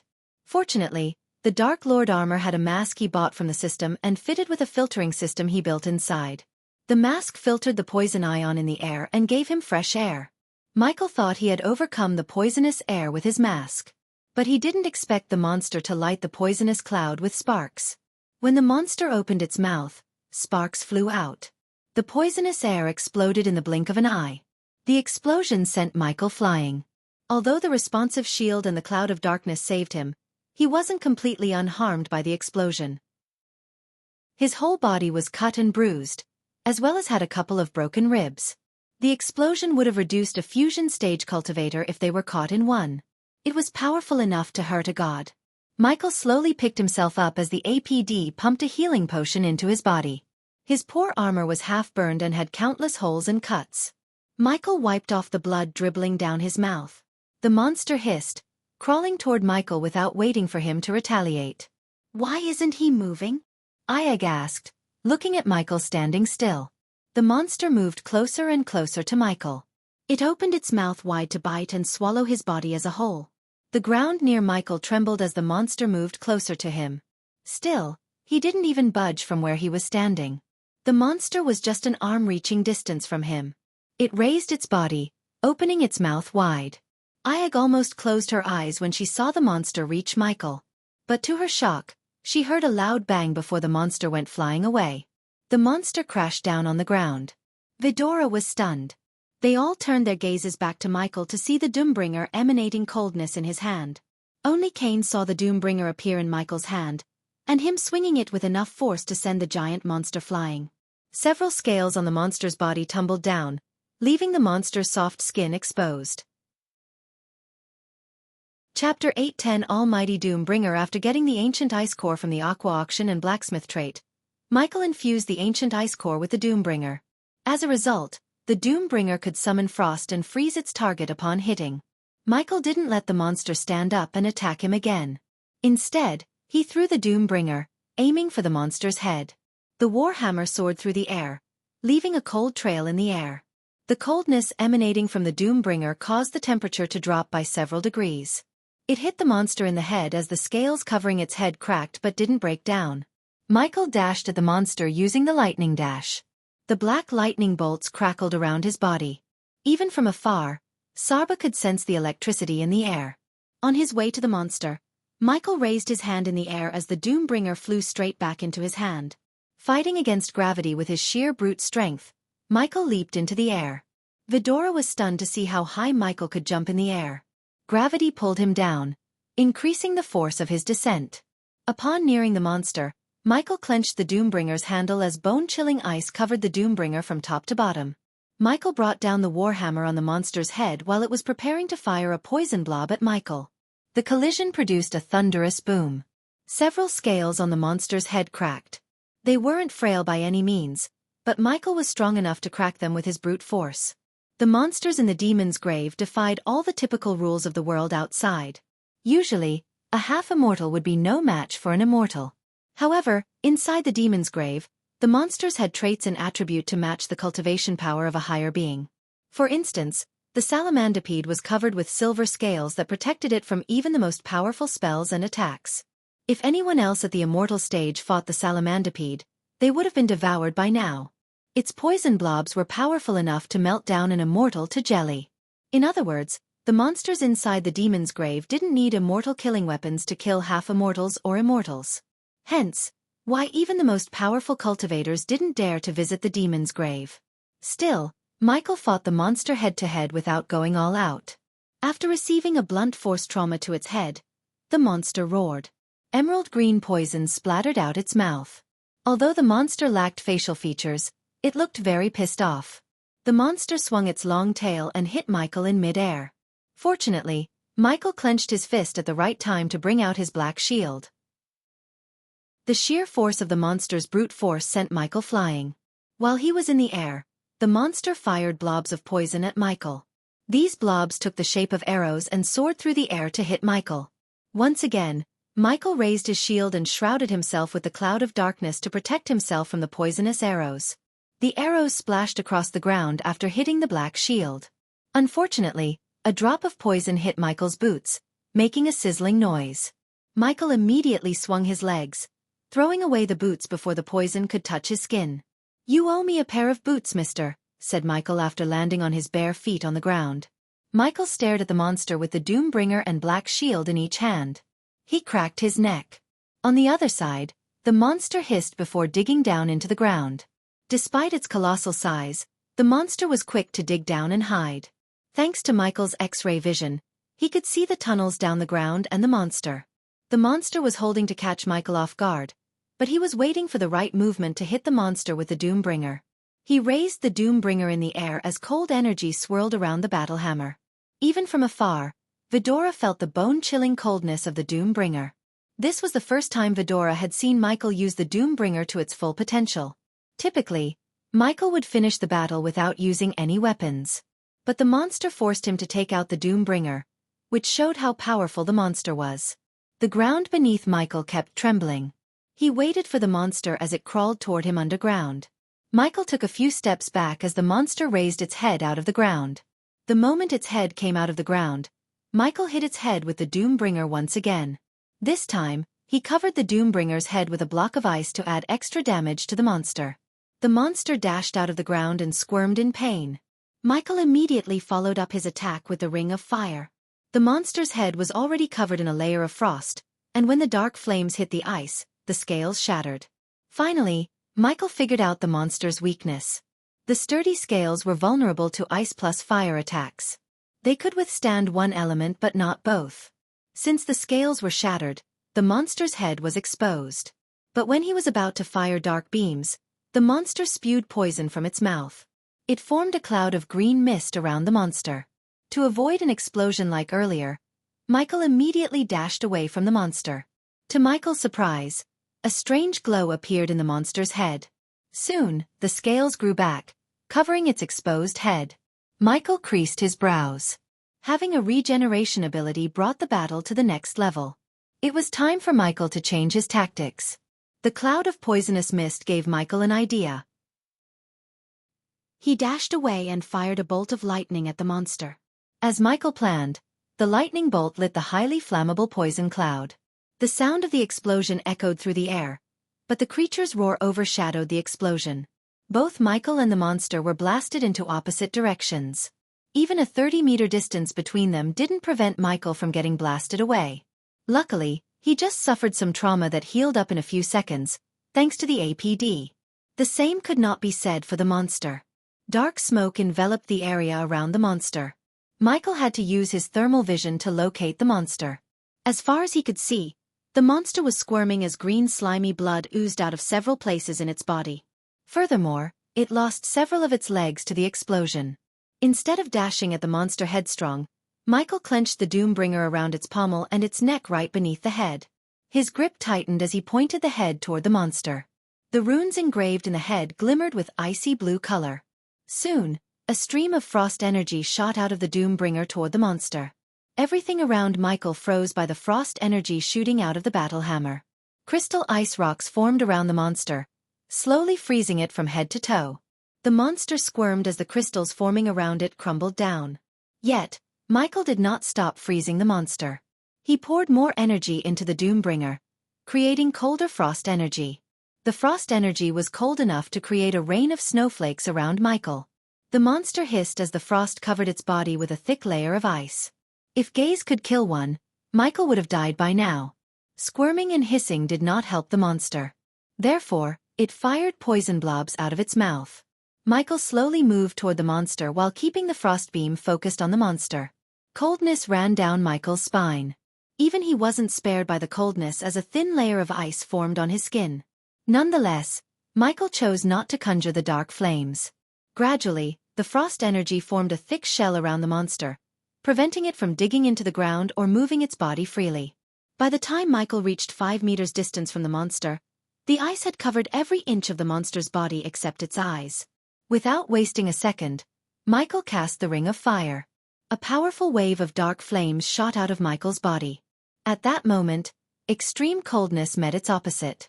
The ice crystal layer on the monster's body shattered along with its silver scales. Green slimy blood splattered across the ground as Michael raised his shield to protect himself from the poisonous blood.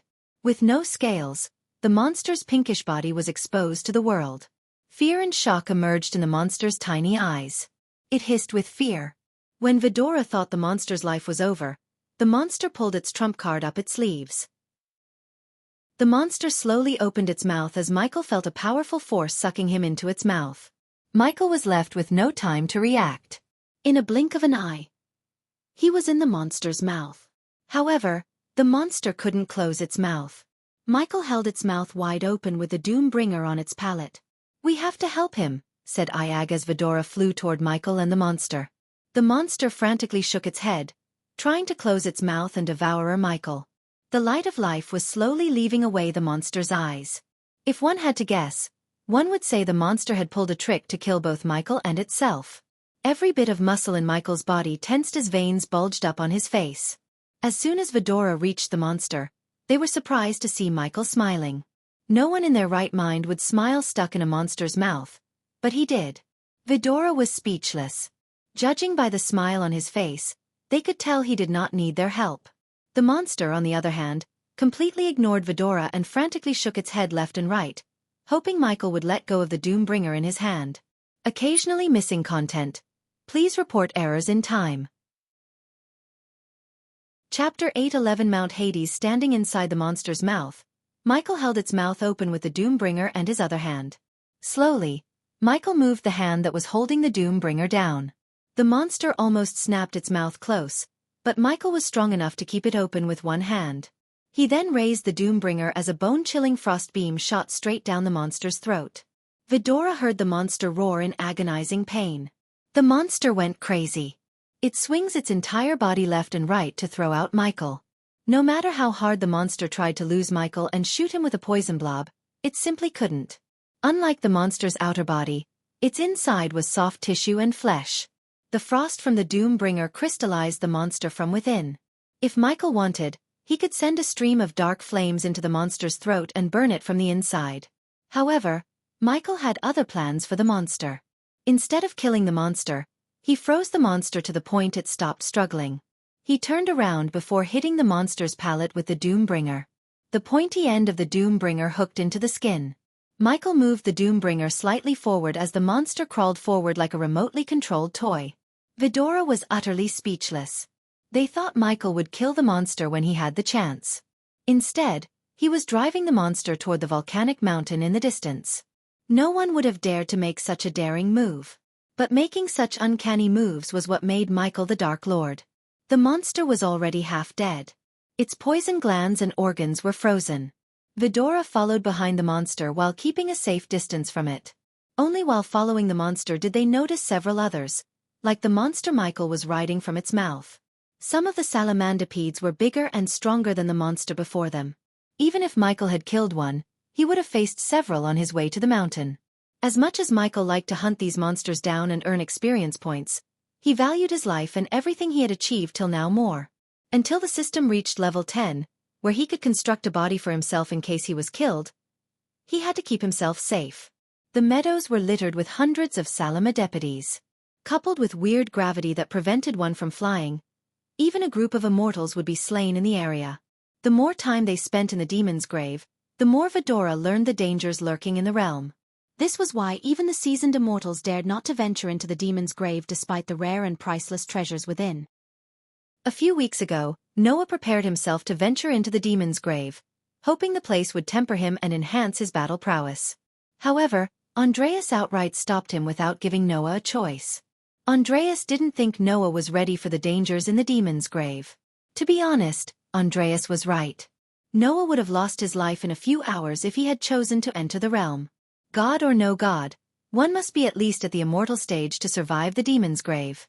The past Dark Lord made sure of that. Although the demon's grave was one of the past Dark Lord's regrets, only Michael could survive and close the realm. For some reason, the monsters in the demon's grave didn't attack Vidora.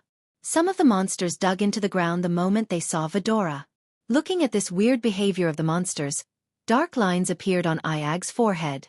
She turned her gaze toward Cain since he was the smartest among the three of them. "Hey Cain, did you see how they went inside the ground when they saw us? It's weird, right?" said Iag. After hearing Iag's remarks, Sarba shared his thoughts with Cain. "I also have this strange feeling that we in this place have some kind of connection." They weren't wrong to have these feelings. But the truth was far more than they could even dream of. Almost 4,000 years ago, before the Dark Lord reset the universe, a brutal world-ending war happened between two otherworldly races. The war had two sides.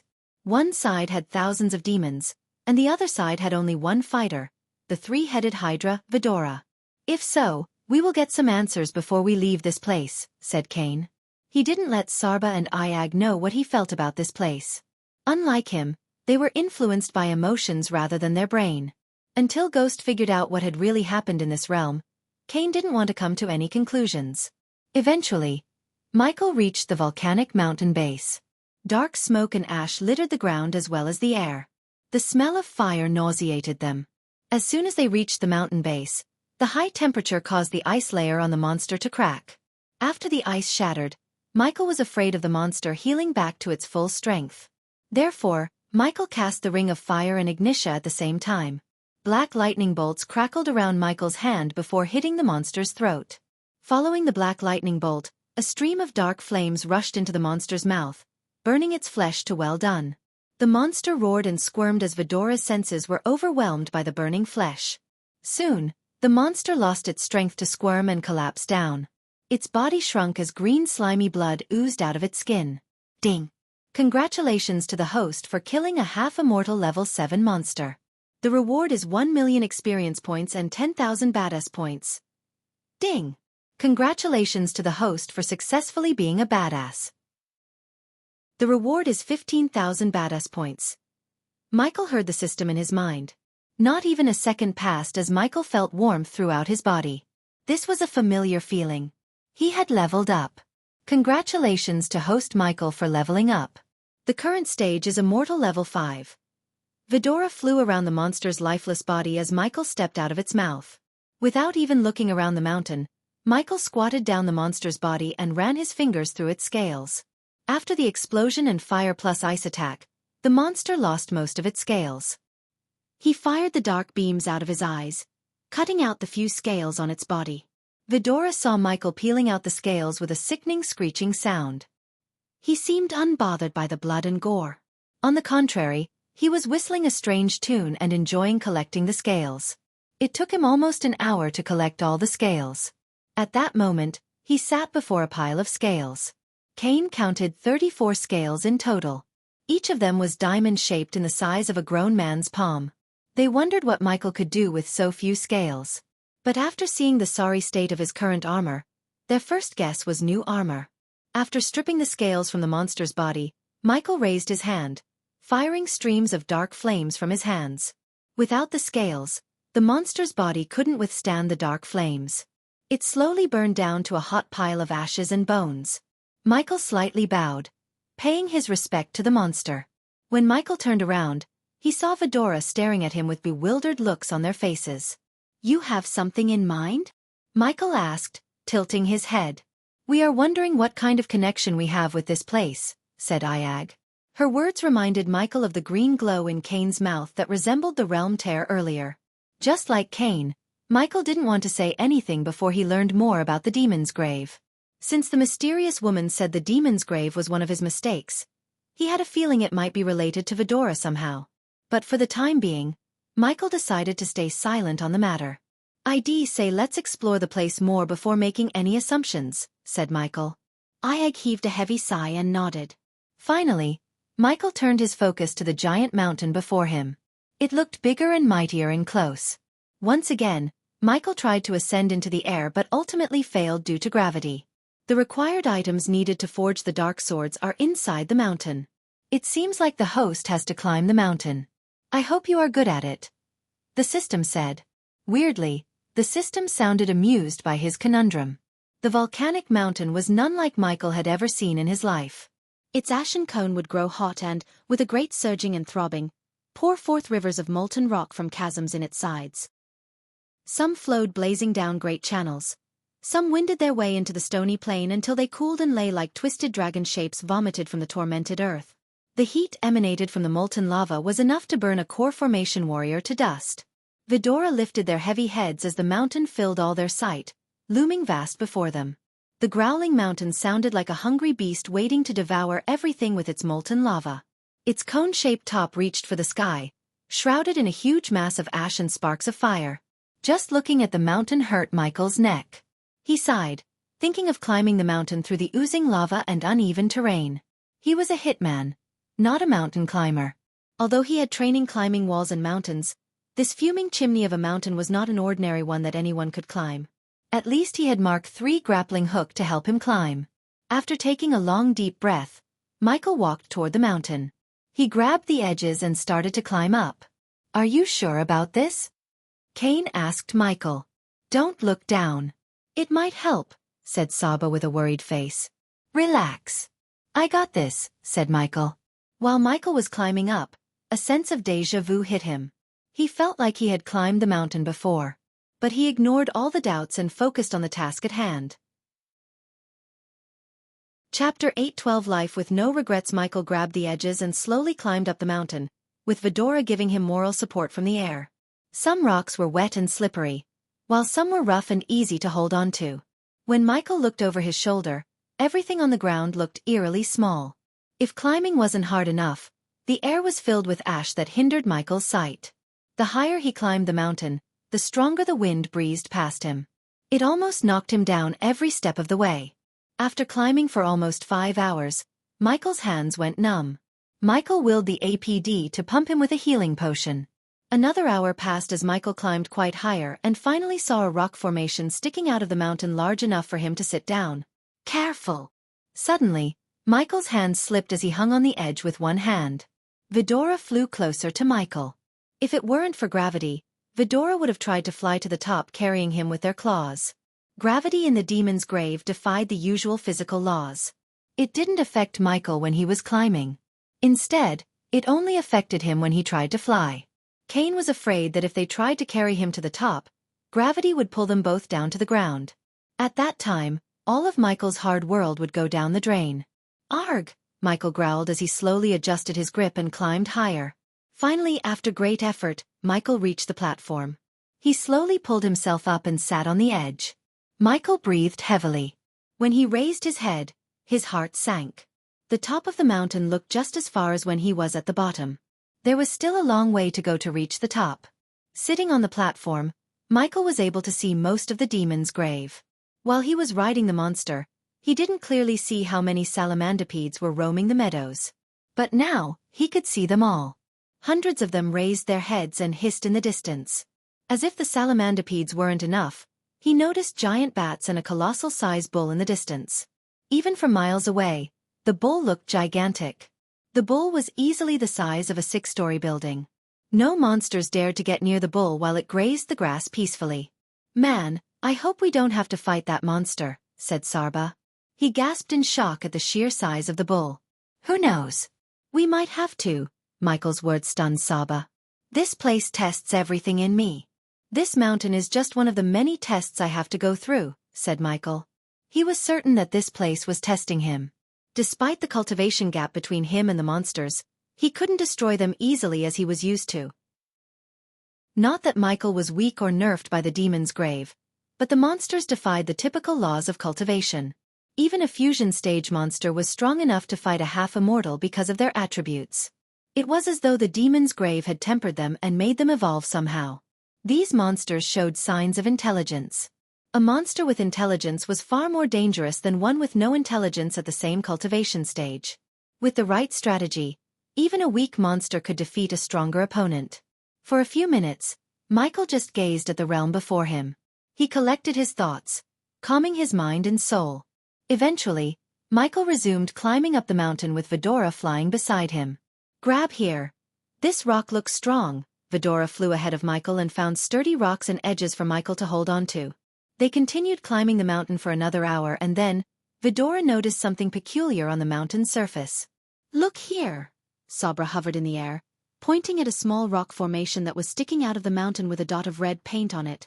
Soon, they found another ledge with a red dot. One by one, Vidora found several rock formations that could be used as more than just holds. Before Vidora could inform Michael about their find, he fired his grappling hook onto the hold with a red. Surprisingly, the grappling hook coiled around the rock and let Michael pull himself higher. Since the place seemed not to have been affected by the past Dark Lord's time resetting array, Michael had a feeling his past self might have left something to help him on his way. Besides, he felt like he had climbed the mountain before. It was definitely his past self who climbed this mount and left these hook points. Did my past self really predict I would climb this mountain again? Michael questioned himself. With the hook points on the mountain's surface, Michael was able to climb faster and faster. But he didn't blindly trust the rock formations as they might have loosened with time. Therefore, Michael studied the hook points with his eyes before firing the grappling hook. Luckily, none of the hook points betrayed him, resulting in a very painful fall. Yet even with the grappling hook, climbing the mountain took Michael hours. By the time he reached halfway to the top, the place had darkened. With not enough light, Michael didn't dare to continue climbing. Coupled with volcanic ash in the air, Michael could barely see Vidora, let alone the hook points. So he decided to find a platform to rest until the light returned to the place. Right before the last light disappeared, Michael found a platform just big enough for him to sit on. His legs were hanging down along with one hand. The rock barely had enough space for him. But he was not in the position to be picky. Instead of trying to rest upon Michael's shoulder, Vidora chose to hover in the air. The last thing Vidora wanted was for the rock platform to break down when they sat on Michael. "Do you think someone else had climbed the mountain before us?" asked Sarba. "What kind of stupid question is this? Of course someone had climbed this before us. I don't know if someone had climbed to the top, but someone definitely tried. This place has been here for 5,000 years. That's a lot of years." Ayag rolled her eyes. Michael had to agree with Ayag.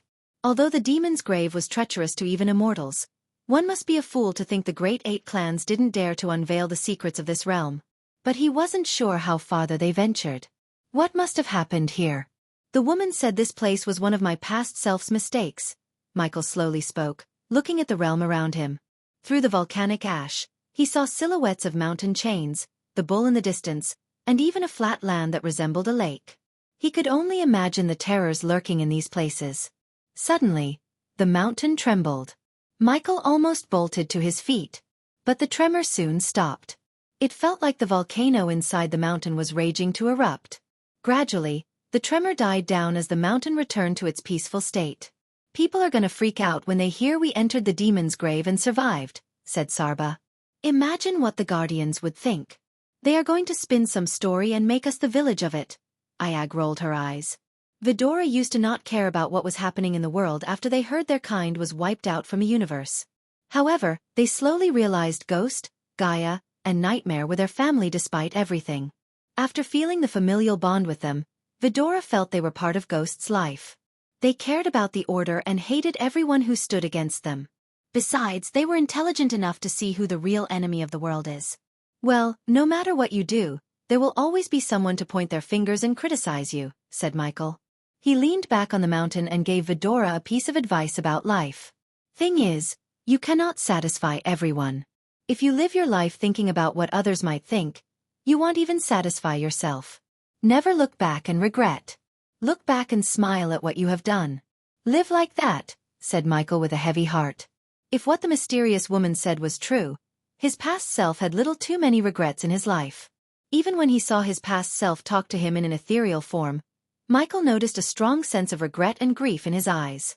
The past Dark Lord might have fooled the world but not Michael. After all, his past self was him. Michael wanted Vidora to have no regrets in their lives. "Why are you suddenly being so gloomy?" asked Sarba as Michael smiled, hiding his emotions well. "This place is one of my regrets, Vidora." "It's not," Sarba shook his head. "The Dark Lord who lived 5,000 years ago is not you," said Sarba. "He's literally the same person who used time array to travel through time," said Ayag. "There is no point in dwelling in the past. Whatever mistake my past self made, I have to own it and rectify it," Kane nodded, agreeing with Michael. Then he spoke what was in his mind. "Your past self didn't seem like the one to make mistakes. He might have wanted this place to exist, for you perhaps." Kane's words made sense to Michael as they always did. Even if his past self made a mistake, he could have fixed it with the system. But since he chose not to, Michael knew there might be a reason behind his reasoning. For the time being, Michael had to climb the mountain and get his hands on the 3 items needed to forge the pair of dark swords. Without the swords, his battle potential was being suppressed. "I think this place is strong enough. Get some sleep while you can. We will reach the top tomorrow." "You need to rest," Michael said to Vidora. Soon, Vidora flew to Michael, landing on his lap. They slowly curled up into a ball and closed their eyes.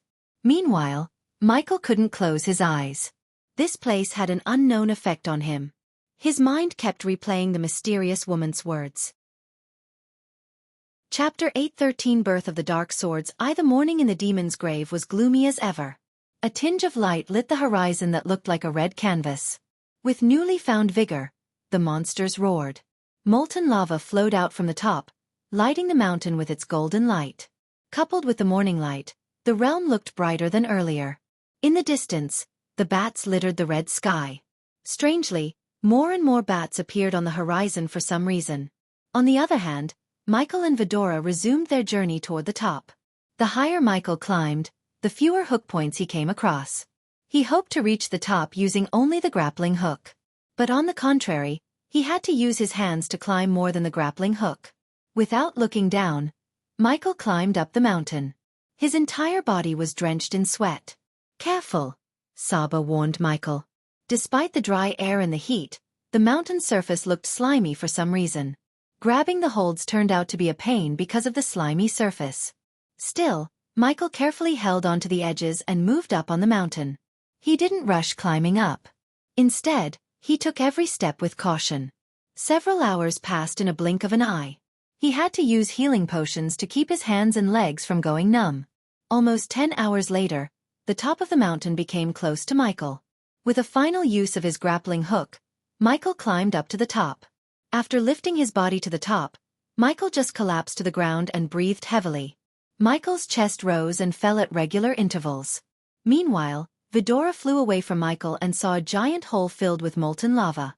The mountain was like a giant well, except it had lava instead of water. Just looking down into the hole made Saba's head spin. They quickly flew back to Michael and landed on his chest. Just as they were about to ask Michael to stand up, the mountain rumbled.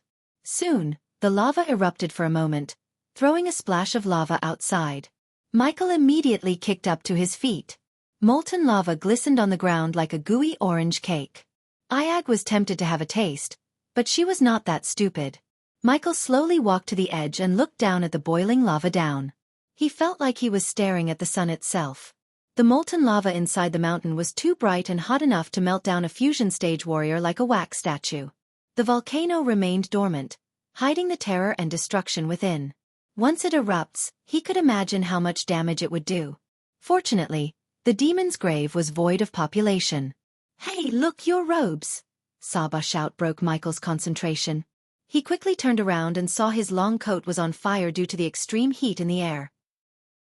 Crimson-red flames engulfed his long coat as Michael immediately took it off and threw it on the floor. In a blink of an eye, the flames reduced his once stylish black long coat to nothing but ash. The long coat had been with him since his first day in this world. Vidora saw Michael squat before the pile of ash and grab a handful. "Rest in peace, old friend," said Michael. Even though it was just a lifeless piece of clothing, Michael shared a connection with it. After all, he bought it from the system when he first came to this world. At that moment, he felt like a piece of him had left him. But he could only sigh and buy another one from the system store. For now, he chose not to, as the heat would only burn it down again. At least his trousers escaped the heat, but Michael was prepared to lose them too. Once again, Michael walked to the edge to look around the mountain. According to the system, the required items to forge his dark swords were somewhere inside the mountain. Dark volcanic ash 100 Michael's eyesight. To remedy the situation, Michael simply raised his hand as a powerful gust of wind cleared the area around him of the ash. As a result, he was able to see the mountain beneath him more clearly. Finally, Michael saw the narrow pathways around the crater. These pathways were just wide enough for one man to walk. But any misstep would lead straight into the boiling volcano. Instead of dropping down the pathways, Michael flicked his wrist as a drone materialized above him. However, the drone shattered into pieces due to the intense heat. Michael hoped it wouldn't happen, but it did. The only option Michael had was personally walking the narrow pathway. Seeing no point in lingering around, Michael slowly climbed down toward the pathway. He pushed his body against the wall and slowly walked down. Step by step, Michael walked the narrow path. "If I trip down, grab me by my collar and give me a second to use the grappling hook," Michael said to Vidora. Obviously, Vidora couldn't fly away carrying Michael because then gravity would pull both of them down. But if Vidora grabbed him by his collar, it would give him a second to react and use either the teleportation scroll or the grappling hook to escape the well of molten lava beneath him. "System, can you pinpoint the location?" Michael asked the system. How about the host paying the system 100,000 badass points to show you the entrance? Do it. Michael immediately agreed to the deal. Normally, Michael would have preferred finding the entrance by himself, but the situation dictated otherwise. Any misstep would be life-threatening. So he was not in the situation to bitch with the system. After the system took the agreed amount, a glow appeared in the corner of Michael's sight. A part of the walls on the other side was glowing. "Try not to fall down, host," said the system. Michael sensed a bit of sick humor in its voice. If the crater containing the lava was a circle, Michael had to go to the opposite end to reach the glow. The narrow path was already crumbling down bits and pieces at a time. But Michael surprised the system by climbing back to the top. Vidora frowned as they had no idea why Michael suddenly climbed back to the top. "What happened? You got cold feet?" Iag tilted her head. "What are you up to, host?" The system also seemed surprised and questioned Michael. "Using my brain, that's all," Michael thought. Then, he started to walk around the crater to reach the glow instead of the narrow path. The mountain's top was broader and more stable compared to the narrow path. So why did Michael have to risk himself walking the narrow path when he had a much better alternative? Except for the strong wind that tried to push him down, the current path had no downsides at all. Vidora followed behind Michael, having no idea what had just happened. "Where are you going?" asked Sarba. "Well, see," Michael mumbled as he continued on his path. Eventually, he reached directly above the glow. He took a deep breath before climbing down the mountain. In a few seconds, Michael landed on the narrow path. The glow on the mountain surface slowly faded away. But to the naked eye, the mountain surface had no strange symbols or runes. Instead, it looked brownish with the volcano ash covering its surface. Michael ran his fingers through the surface, trying to see if there was something engraved in it. Yet he found nothing. "It must be somewhere here," Michael said to himself. Then, he activated his X-ray vision. As soon as his eyes turned blue, he saw a dark square on the surface. Michael placed his palm on the dark square. Suddenly, a bolt of electricity ran down his spine through his hand. Sarba sensed the sudden spike in energy around them. Before he could question Michael, the mountain surface trembled. To Vidora's surprise, the mountain surface slowly creaked open like a secret door, revealing a dark corridor leading up somewhere. Michael took a deep breath before walking into the dark corridor with Vidora following him behind. After they took several steps into the corridor, the door closed behind them. Everything turned pitch black. "Do you smell that?" asked Sarba, sniffing the air. "What? The air? It smells like oil," said Sarba. "He is right," Michael agreed with Sarba. In addition to oil, he could also smell a tinge of metal smell in the air. To light their path ahead, Michael conjured a ball of crimson-red flames. The flames dimly lit the dark place as Michael walked through the corridor. For a while, nothing came across his path. Even Vidora didn't utter a word. Hence, silence took over them. Seconds slowly turned minutes, and each minute felt like an eternity. As much as Michael loved peace and quiet, he wanted something to happen. Otherwise, he was afraid of being bored to death. As though the universe had listened to his plea, the corridor opened up to a spacious hall. Michael halted his steps in utter shock. A brightly lit hall with various iron tools and tables welcomed him. The light was coming from the lava oozing down the walls into the giant braziers. Everywhere Michael turned, he saw iron hammers, tools, and a giant anvil in the center. On the hall's corner was a furnace big enough to be called a room. In addition, there was also a complex system of pipes running across the ceiling, and a few metal tubes connected to the system hung down, swaying in the hot air. "Forge," Michael mumbled under his breath. "If the host is willing to buy the special dark or hilt, you can start forging the pair of dark swords in this very forge." The system sounded in his head. Hearing its words, the blacksmith living in Michael became excited. To be honest, he thought he would find a few special items. But he was completely caught off guard by the forge before him. The previous Dark Lord forged his swords in this very forge. And now, Michael was about to forge something better. Chapter 8:14 Birth of the Dark Swords 2 Michael stepped into the forge as the hall brightened. The forge welcomed its master by providing more light and heat to the hall. Without a doubt, the place looked ancient. Everything in the forge was covered in thick ash, and some of the little tools were rusted to the point there was no chance of restoring them. Michael looked for something that might give him a clue or two about the forge's origins. While looking around the room, a large anvil drew his attention to the center of the forge. As a 5-star blacksmith, he could tell a gorgeous anvil when he saw one. He ran his fingers through the anvil, wiping off the dust on its surface. Excitement coursed through his veins as he saw the vise, a beautifully crafted piece of contraption used to hold objects securely while they were worked on. It was made of a darkish metal and seemed it could hold large and heavy objects as its jaws had a grip that could exert considerable pressure. This forge was a blacksmith's dream come true. Finally, Michael turned his gaze toward the heart of any forge, the furnace.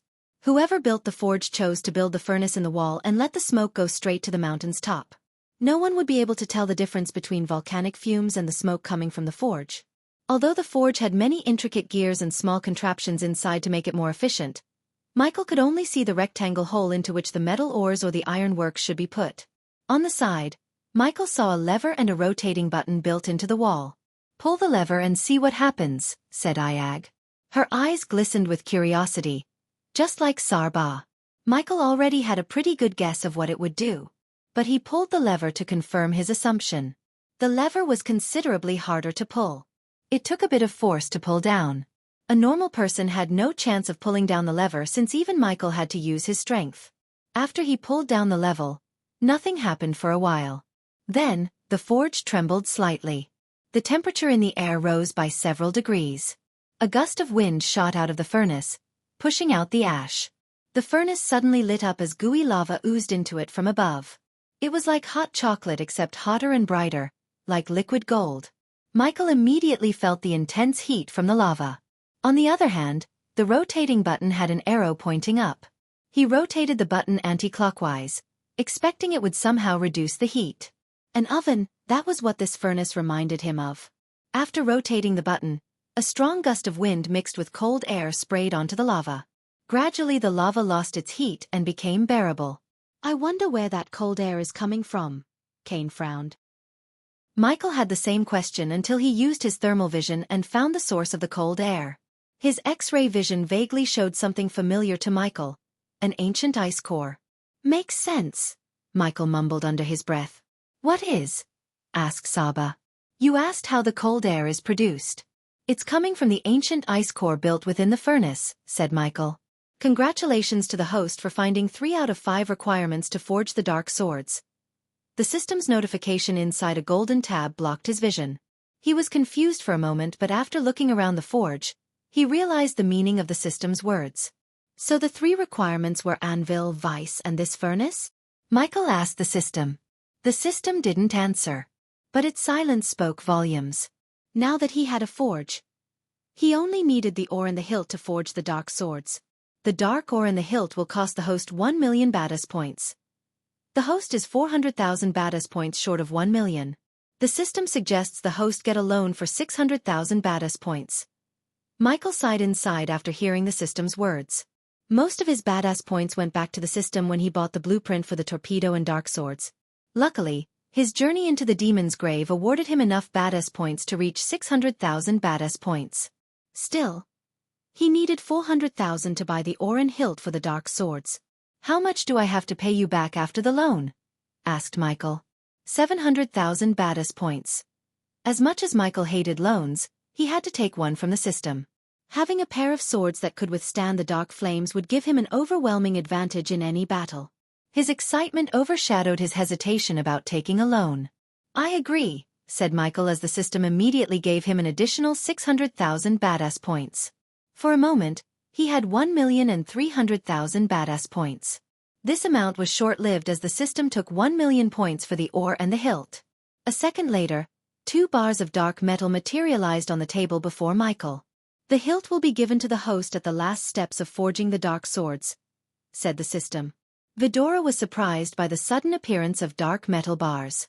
They quickly landed beside the metal bars and studied the 2 bars. These bars were as dark as midnight. They were smooth and heavier than they looked. Vidora couldn't even move the bars an inch. "This is heavy," Ayag growled, trying to move the bar with her head. Michael grabbed one bar and lifted it up. "You are right," Michael agreed with Ayag. The metal bar was damn heavy as it made his biceps bulge up. Although the metal bar was the size of a standard smartphone, It weighed at least 200 kilograms. Michael couldn't help wondering how heavy his swords would be. He hoped they wouldn't be as heavy as the metal bars. With a metal bar in his hand, Michael looked around. He noticed a cauldron near the furnace.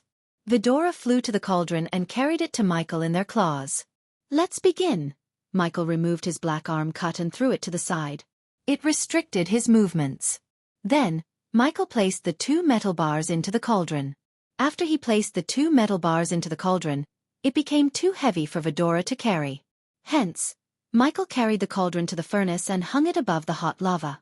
When he hung the cauldron, he noticed a pipe hanging directly above the cauldron. He followed the pipe to the table in the center. Strange enough, there was another pipe hanging with its end open. "Hey Ghost, look. There's a symbol engraved in here." Saba raised his voice, hovering beside the dark metal pipe. Michael came to take a closer look at the pipe. As Saba said, there was a tiny symbol engraved in the pipe. He could make out a shape like D in flames. Dark flames. Michael questioned himself as he conjured the dark flames. The temperature in the forge rose by several degrees as soon as the dark flames appeared. Michael pushed the dark flames into the metal pipe. To his surprise, the metal pipe hanging above the cauldron released a purple flame into the cauldron. Somehow, the ancient ice core tempered the dark flames and released purplish flames on the other end. This purple flame wasn't as hot and violent as the dark flames, but it still had the characteristics of the dark flames.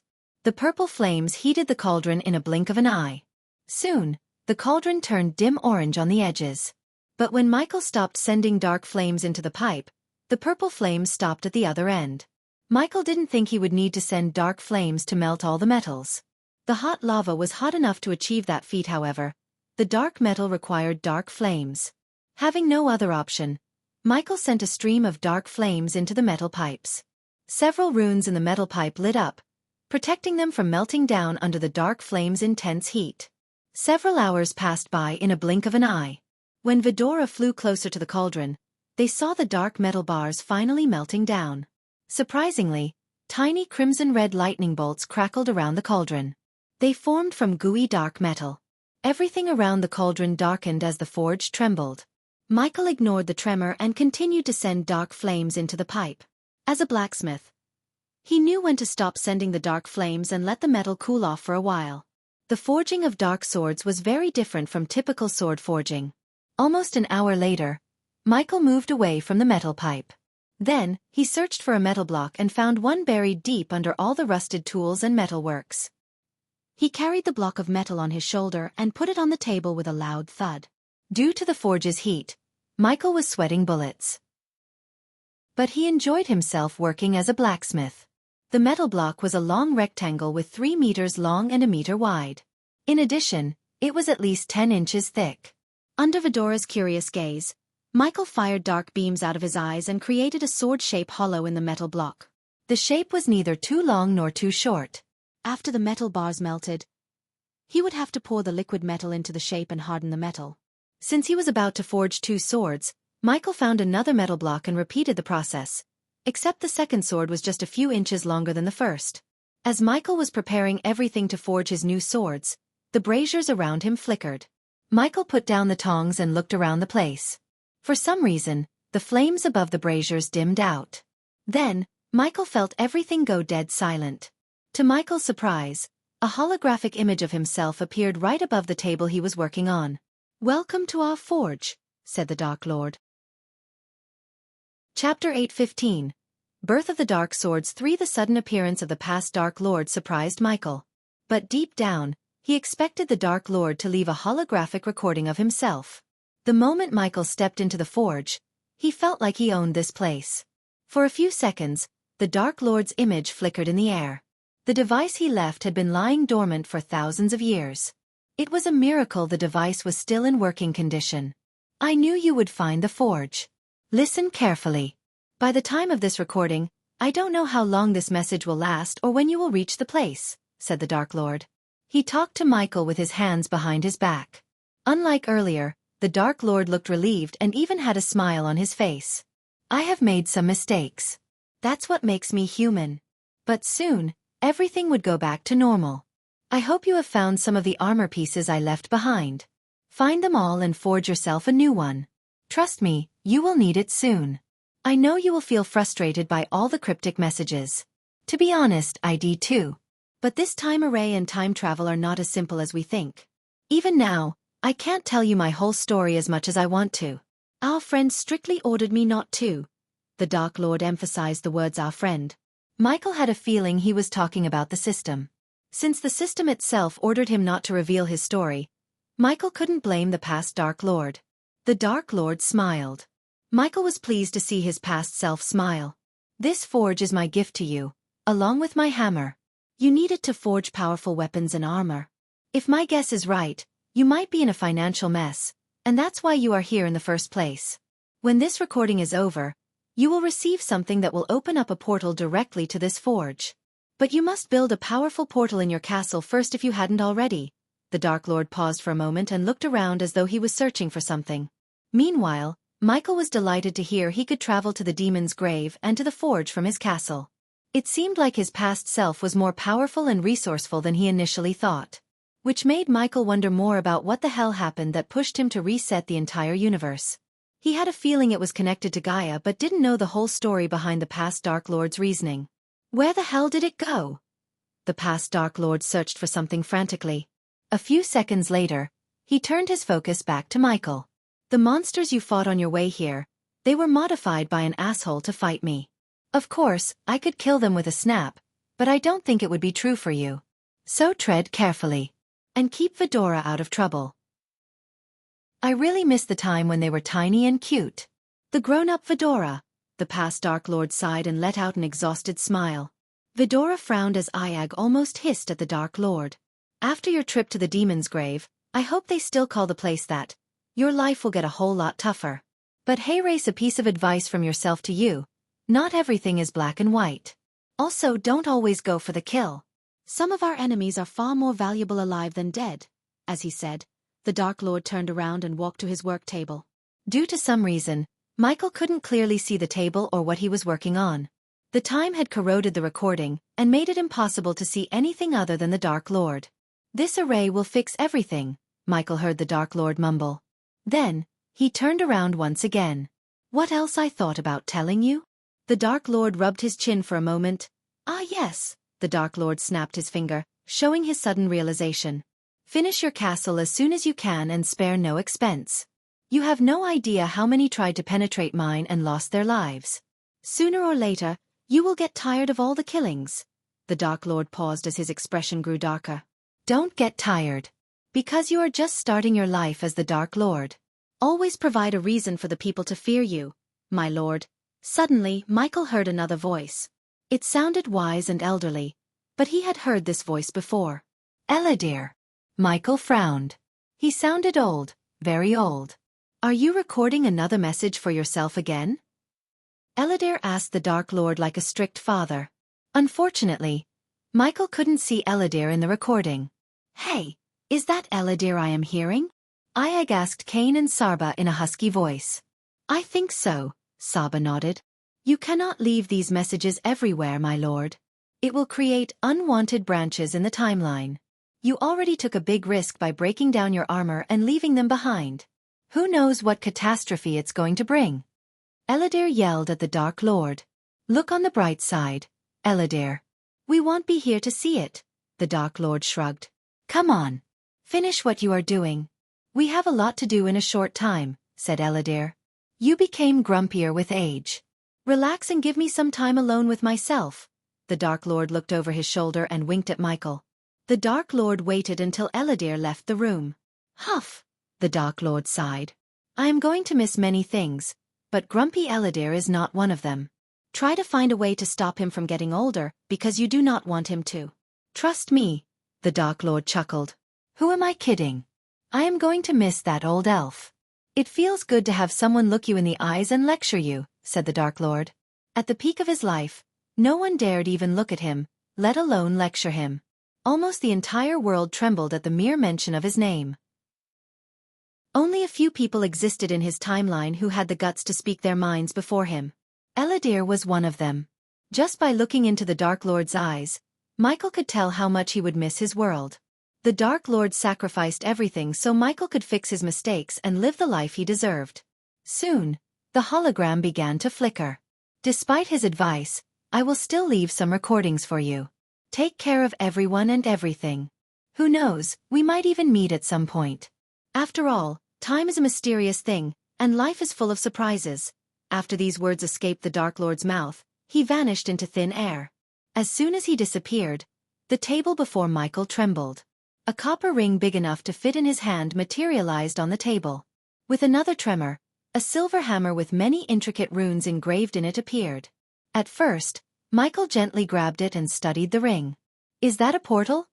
asked Iag as Michael nodded. "With this, we can get in and out of the demon's grave as we please," said Michael with a grin.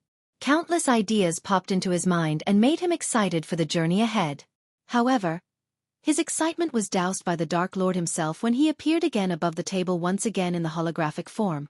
"And forgot to tell you, the monsters in this realm aren't your typical XP farm. Every death makes someone I can't name strong. Don't make your enemies stronger," the Dark Lord warned Michael. Judging by the serious tone of his voice, Michael let go of the idea of farming experience points by killing the monsters here. What did he mean by XP farm? Sarba asked his siblings, but they seemed confused as a child lost in a parade. After warning Michael, the Dark Lord's figure completely vanished into thin air. The Dark Lord left Michael with more questions than answers. For instance, Michael wanted to know who created these monsters in the demon's grave, as well as how he would grow stronger with the death of each monster. The more time Michael spent in the realm, the more he realized there was more to this place than meets the eye. Finally, Michael took a deep breath and decided to clean the mess in the forge. Returning to the metal pipe, Michael sent a stream of dark flames and continued to melt the dark metal bars. Although he was focused on forging the swords and cleaning the forge, he couldn't help wondering about everything he had heard from the past Dark Lord. Michael lost track of time working the forge. While Vidora was asleep on the table, he continued to melt down the metal bars. After 2 days to be exact, Michael saw the metal bars completely melt and take a liquid form. He covered his palms with dark flames and lifted up the cauldron with dark metal liquid inside. Sweat beads formed on his forehead as he slowly carried the cauldron to the table. When he reached the table, he slowly poured out the black liquid into the metal block with the sword-shaped hollow. The black liquid ran through the hollow, slowly taking the shape of a sword. After filling both metal blocks, Michael placed the cauldron on the floor. A typical blacksmith would wait for the liquid to harden, but Michael was anything but typical. Hence, he took out his Doombringer and summoned Frost to cool down the black liquid. The black liquid sizzled as tiny red lightning bolts cracked around the metal block. Somehow, the dark metal created these tiny lightning bolts. These lightning bolts crackled around the black liquid like tiny guardians. Michael focused the frost beam toward the black liquid, tempering the metal. Even with the frost beam, the black liquid took hours before slowly starting to harden. He then grabbed the hammer, preparing to douse the dark swords into hot lava and shape it up. You're tuning in to the Xiaofan's Wuxia Tales YouTube channel. Don't forget to subscribe and join us on this journey to catch the most captivating stories.